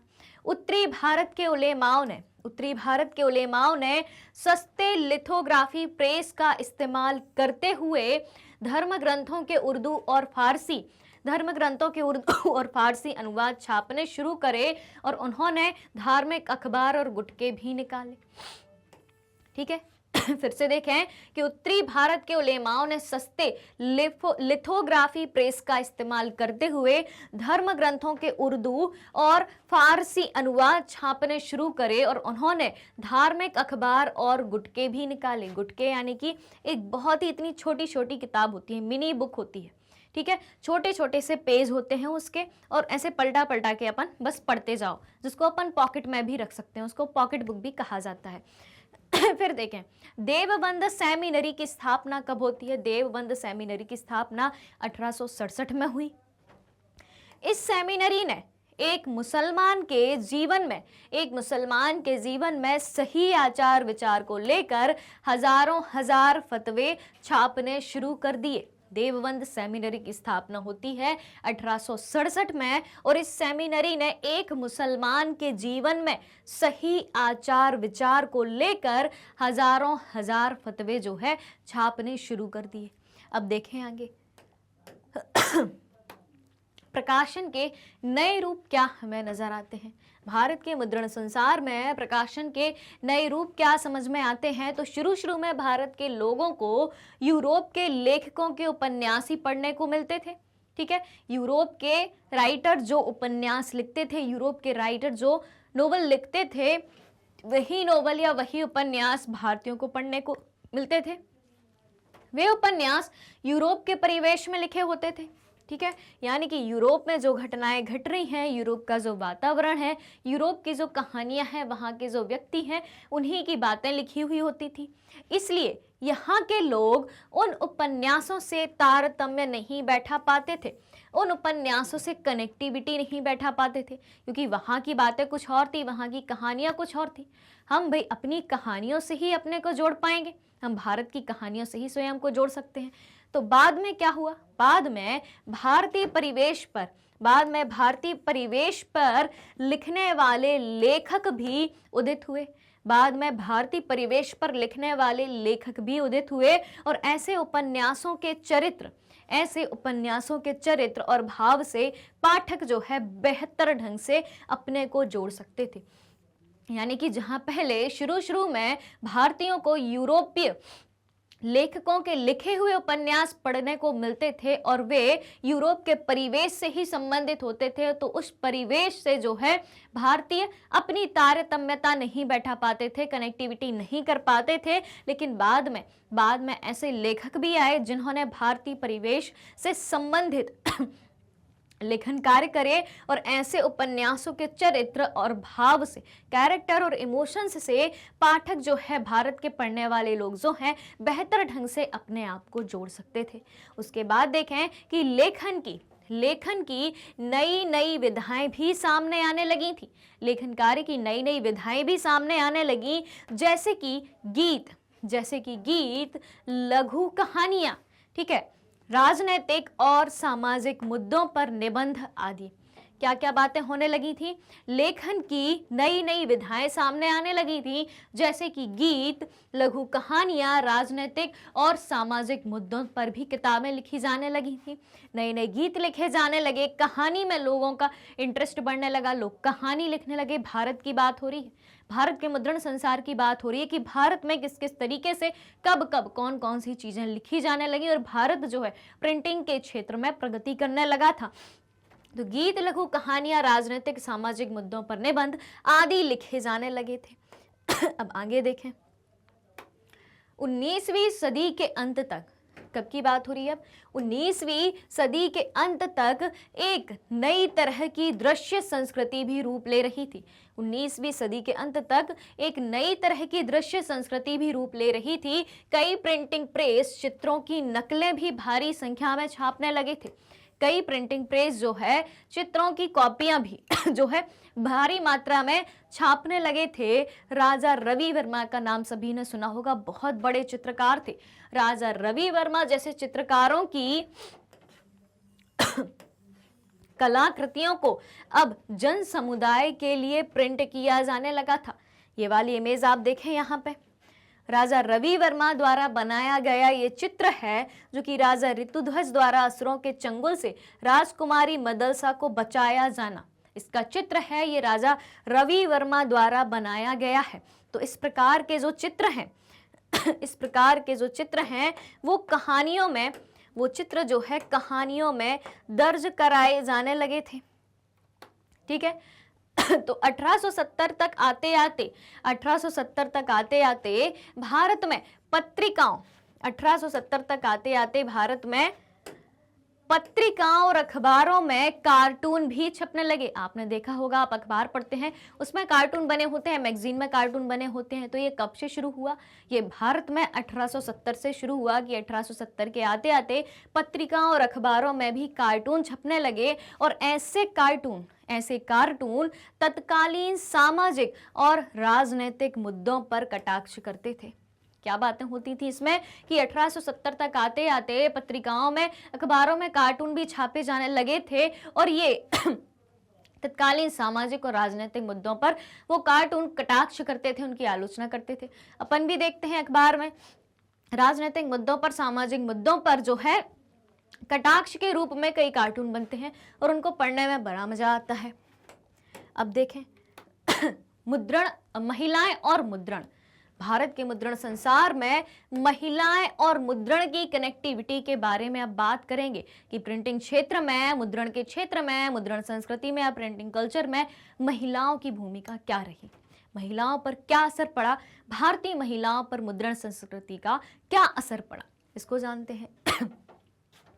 जेन ऑस्टिन ब्रांट बहनें, जॉर्ज इलियट आदि के लेखन से नई नारी की परिभाषा उभरी। ये कुछ लेखिकाओं के नाम हैं, जैन ऑस्टिन, ब्रांट बहनें और जॉर्ज इलियट। इनके लेखन से नई नारी की एक परिभाषा उभरी, ठीक है, जिसका व्यक्तित्व सुदृढ़ था, जिसमें गहरी सूझबूझ थी और जिसका अपना दिमाग था और अपनी इच्छा शक्ति थी, ठीक है। नई नारी की परिभाषा क्या उभर के आती है, नई नारी की परिभाषा क्या निकल के आती है उस दौर की? वो नारी जिसका व्यक्तित्व सुदृढ़ था, वो भारतीय नारी जिसका व्यक्तित्व सुदृढ़ था, जिसमें गहरी सूझबूझ थी और जिसका अपना दिमाग था, अपने दिमाग के बलबूते पर ही काम करती थी और उसकी अपनी स्वयं की कुछ इच्छा शक्ति थी।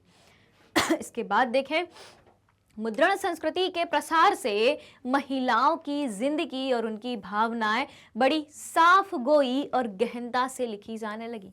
महिलाओं का जीवन कैसे होता है, महिलाओं की भावनाएं कैसी होती हैं, तो महिलाओं की जिंदगी और उनकी भावनाएं जो है बड़ी साफ गोई और गहनता से लिखी जाने लगी। इसलिए मध्यवर्गीय घरों में महिलाओं का पढ़ना, मध्यवर्गीय घरों में महिलाओं का पढ़ना भी पहले से बहुत ज्यादा हो गया था, ठीक है।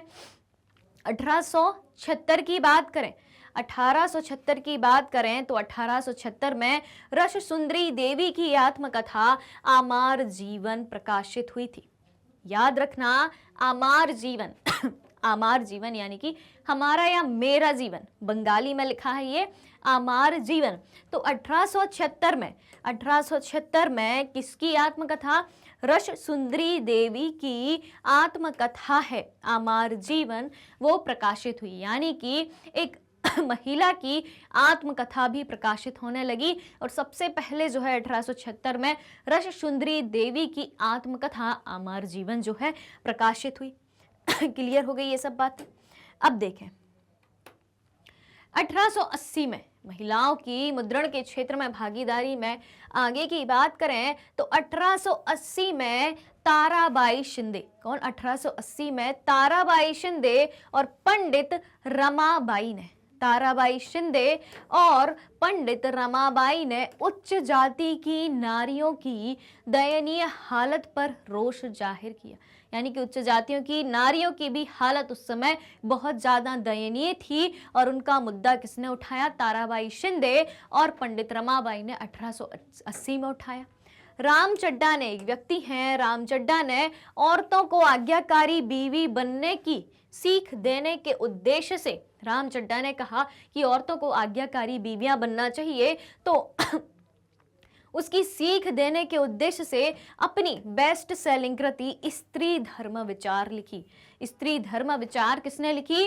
राम चड्ढा ने लिखी। किस बारे में लिखी? कि औरतें आज्ञाकारी बीवी कैसे बने। और ये कृति जो है, ये रचना जो है उनकी बेस्ट सेलिंग कृति थी, यानी कि बहुत ज्यादा बिकी थी। स्त्रियां बहुत पढ़ती थी, महिलाएं इस कृति को बहुत पढ़ती थी, स्त्री धर्म पर विचार। उसके बाद देखें तो 1871 ज्योतिबा फुले ने, 1871 में ज्योतिबा फुले ने, महान समाज सुधारक रहे हैं ज्योतिबा फुले, जिन्होंने जाति प्रथा के अत्याचार के खिलाफ आवाज उठाई थी। तो 1871 में ज्योतिबा फुले ने अपनी पुस्तक गुलामगिरी में जाति प्रथा के अत्याचारों पर लिखा था। किसने लिखा था? ज्योतिबा फुले ने अपनी पुस्तक गुलामगिरी में जाति प्रथा के अत्याचारों के बारे में लिखा था। ठीक है, अब देखें भाई आगे, प्रिंट और गरीब जनता। प्रिंटिंग का गरीब जनता पर क्या असर पड़ा? मुद्रण संस्कृति का गरीब जनता पर क्या असर पड़ा? तो मद्रास के शहरों में 19वीं सदी में, कब? मद्रास के शहरों में 19वीं सदी में सस्ती और छोटी किताबें आ चुकी थीं। इन किताबों को चौराहों पर बेचा जाता था ताकि गरीब लोग भी उन्हें खरीद सके। तो मद्रास, जो कि वर्तमान में अब चेन्नई के नाम से जाना जाता है, तो मद्रास के शहरों में 19वीं सदी में सस्ती और छोटी किताबें आ चुकी थीं। इन किताबों को चौराहों पर बेचा जाता था ताकि गरीब लोग भी उन्हें खरीद सकें। 20वीं सदी के शुरुआत से 20वीं सदी के शुरुआत से सार्वजनिक पुस्तकालयों की स्थापना हुई। सार्वजनिक पुस्तकालय यानी कि पब्लिक लाइब्रेरी, जहां जाके सभी व्यक्ति पढ़ सकते हैं, सभी के लिए उसके दरवाजे खुले हुए हैं। इन पुस्तकालयों के कारण लोगों तक किताबों की पहुंच बढ़ने लगी। इन लाइब्रेरी की वजह से लोगों तक किताबें पहुंचने लगी और कई अमीर लोग पुस्तकालय बनाने लगे, लाइब्रेरी बनाने लगे, ताकि उनके क्षेत्र में उनकी प्रतिष्ठा बढ़ सके, उनका सम्मान बढ़ सके। अब देखें तो कानपुर के मिल मजदूर काशी बाबा ने कानपुर के एक मिल मजदूर थे काशी बाबा ने 1938 में छोटे और बड़े का सवाल लिख और छाप कर जातीय एवं वर्गीय शोषण के बीच का रिश्ता किताबों के माध्यम से समझाने की कोशिश करी। किसने? जातीय और वर्गीय शोषण के बीच का अंतर समझाया। कानपुर के मिल मजदूर काशी बाबा ने यह बात समझाई अपने लेखों के माध्यम से। अब देखें प्रिंट और प्रतिबंध की अब बात करें भाई। प्रिंट के क्षेत्र में भारत में किस तरीके से प्रतिबंध लाया गया? तो 1798 से पहले तक, 1798 के पहले तक उपनिवेशी शासक सेंसर को लेके बहुत गंभीर नहीं थे भाई। उपनिवेशी शासक यानी कि हम पर किसका शासन था? ब्रिटेन का शासन था, हम पर ब्रिटिश राज था, ब्रिटिश सरकार का राज था। तो 1798 के पहले तक उपनिवेशी शासक सेंसर को लेके बहुत गंभीर नहीं थे। सेंसर यानी कि प्रतिबंध। जैसे कि आप अभी मूवी देखते होंगे, पिक्चर देखते होंगे, तो उसमें जो है पिक्चर रिलीज होने के पहले वो पिक्चर सेंसर बोर्ड के पास जाती है और वहां से सेंसर बोर्ड को जो चीजें उसमें गलत लगती हैं, जो चीजें अनुचित लगती हैं, वो सीन जो है हटा दिए जाते हैं। तो सेंसर उसी चीज को कहते हैं। तो 1798 के पहले तक उपनिवेशी शासक जो है सेंसर को लेकर गंभीर नहीं थे। यानी कि पत्रिकाओं में, अखबारों में अगर उनके खिलाफ कोई गलत बात बोली जाती है और वो काटना हो, वो हटाना हो, तो उसको लेके वो गंभीर नहीं थे कि किसी तरीके का लेखन कार्य पर प्रतिबंध लगाना हो। उसको लेके औपनिवेशिक शासक जो है उस समय गंभीर नहीं थे। शुरू में जो भी थोड़े बहुत नियंत्रण लगाए जाते थे वे भारत में रहने वाले ऐसे अंग्रेजों पर लगाए जाते थे जो कंपनी के कुशासन की आलोचना करते थे।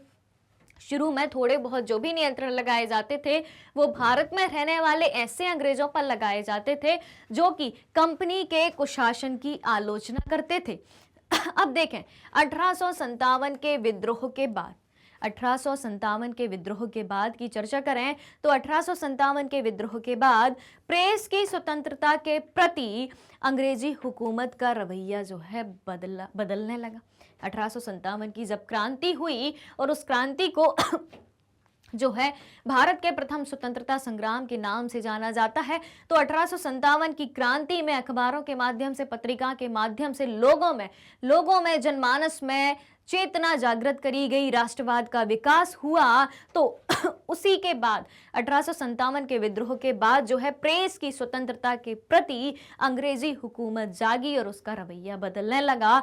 और 1878 में, ठीक है, 1878 में वर्नाकुलर प्रेस एक्ट को पारित किया गया।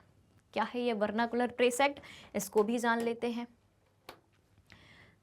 वर्नाकुलर प्रेस एक्ट यानी कि इस कानून ने सरकार को वर्नाकुलर प्रेस में समाचार और संपादकीय पर सेंसर लगाने के लिए अकूत शक्ति प्रदान की। वर्नाकुलर प्रेस जहां पे समाचार और पत्रिकाएं छपते थे, तो वर्नाकुलर प्रेस में सरकार को समाचार और संपादकीय पर सेंसर लगाने के लिए अकूत यानी कि बहुत शक्ति प्रदान करी इस कानून ने, वर्नाकुलर प्रेस एक्ट ने, जो कि 1878 में पास हुआ था। राजद्रोही रिपोर्ट छापने पर अखबार को चेतावनी दे दी जाती थी। यानी कि ब्रिटिश सरकार के विरुद्ध, ब्रिटिश राज के विद्रोह में जो भी खबर छापी जाती थी, तो उस खबर को छापने पर उस अखबार को चेतावनी दे दी जाती थी। और यदि उस चेतावनी का कोई प्रभाव नहीं पड़ा, अगर उस चेतावनी का कोई प्रभाव नहीं पड़ा, तो फिर ऐसी भी संभावना होती थी कि प्रेस को बंद कर दिया गया कर दिया जाएगा।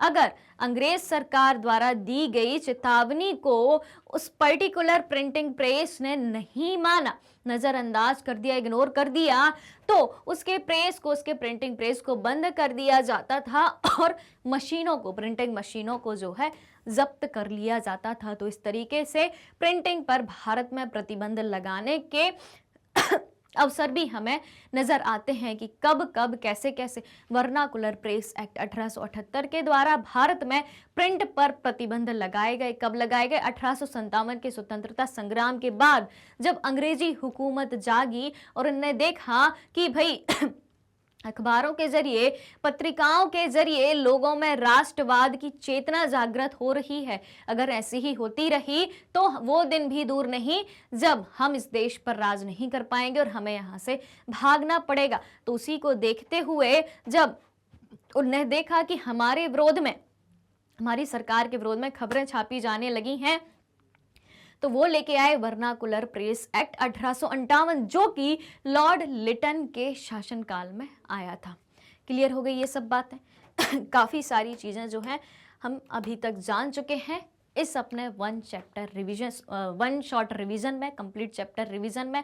और ये सारा चैप्टर जो है, ये सारा चैप्टर अगर आप पार्ट्स में पढ़ना चाहते हैं, कई सारे भाग में पढ़ना चाहते हैं, तो 3 पार्ट्स में ये चैप्टर मैंने पढ़ाया है। उसके बाद MCQ भी कराए हैं, MIQ यानी कि मोस्ट इंपॉर्टेंट क्वेश्चंस भी कराए हैं, जिसमें अति लघुत्तरीय, लघुत्तरीय और दीर्घोत्तरीय प्रश्नोत्तर भी कराए गए हैं। इसके साथ साथ अभी मैंने आपको क्या कराया? अभी मैंने आपको वन शॉट रिवीजन कराया। और हाँ, NCERT सॉल्यूशंस का भी सेशन जो है, वीडियो जो है, बहुत अच्छे से समझाया गया है, आप उसे भी देख सकते हैं। तो ये सब आप जो है प्लेलिस्ट में जाके देख सकते हैं, और इस वीडियो के नीचे डिस्क्रिप्शन बॉक्स में भी उसकी लिंक दी गई है, वहाँ से भी आप पूरा चैप्टर पढ़ सकते हैं। तो ये सारी चीज़ें आपको कहाँ मिलने वाली हैं? ये सारी चीज़ें जो हैं आपको मैग्नेट ब्रेन्स के यूट्यूब चैनल, वेबसाइट और एप्लीकेशन, तीनों जगह अवेलेबल हैं। इसके अलावा अगर आप ई-बुक्स और ई-नोट्स भी चाहते हैं तो यहाँ पे जो डिस्क्रिप्शन बॉक्स में लिंक दी गई है, वहाँ से आप दोनों चीज़ें अवेल कर सकते हैं। साथ ही साथ हम आपके लिए कुछ टॉप कोर्सेज भी प्रोवाइड कराते हैं, जैसे कि CBSE English medium, CBSE Hindi medium, 3 state board को भी हम कवर कराते हैं, यूपी बोर्ड, बिहार बोर्ड और MP बोर्ड। इसके अलावा हम हमारे पास कुछ अदर कोर्सेज भी अवेलेबल हैं, जैसे कि स्पोकन इंग्लिश, CBT, NTSE और ओलंपियाड। और सबसे बड़ी बात पता क्या है? सबसे बड़ी बात ये है कि ये सारे कोर्सेज एक ही प्लेटफॉर्म पर हाई क्वालिटी एजुकेशन के साथ एकदम फ्री में अवेलेबल है। ठीक है, तो फिर किसी और जगह क्यों जाना जब एक प्लेटफॉर्म पर हाई क्वालिटी कंटेंट के साथ पूरा सिलेबस जो है एकदम फ्री में अवेलेबल हो। मैग्नेट ब्रेन्स यूट्यूब के अलावा अदर सोशल मीडिया प्लेटफॉर्म जैसे कि फेसबुक, इंस्टाग्राम, ट्विटर और टेलीग्राम पर भी अवेलेबल है। तो आज के सेशन को आप सभी को ज़्यादा से ज़्यादा लाइक करना है, ज़्यादा से ज़्यादा शेयर करना है, और चैनल से जुड़ी सारी अपडेट को जानने के लिए चैनल को सब्सक्राइब भी करना है। तो हमारे साथ बने रहिए, जुड़े रहिए, पढ़ते रहिए, खुश रहिए। Thank you so much.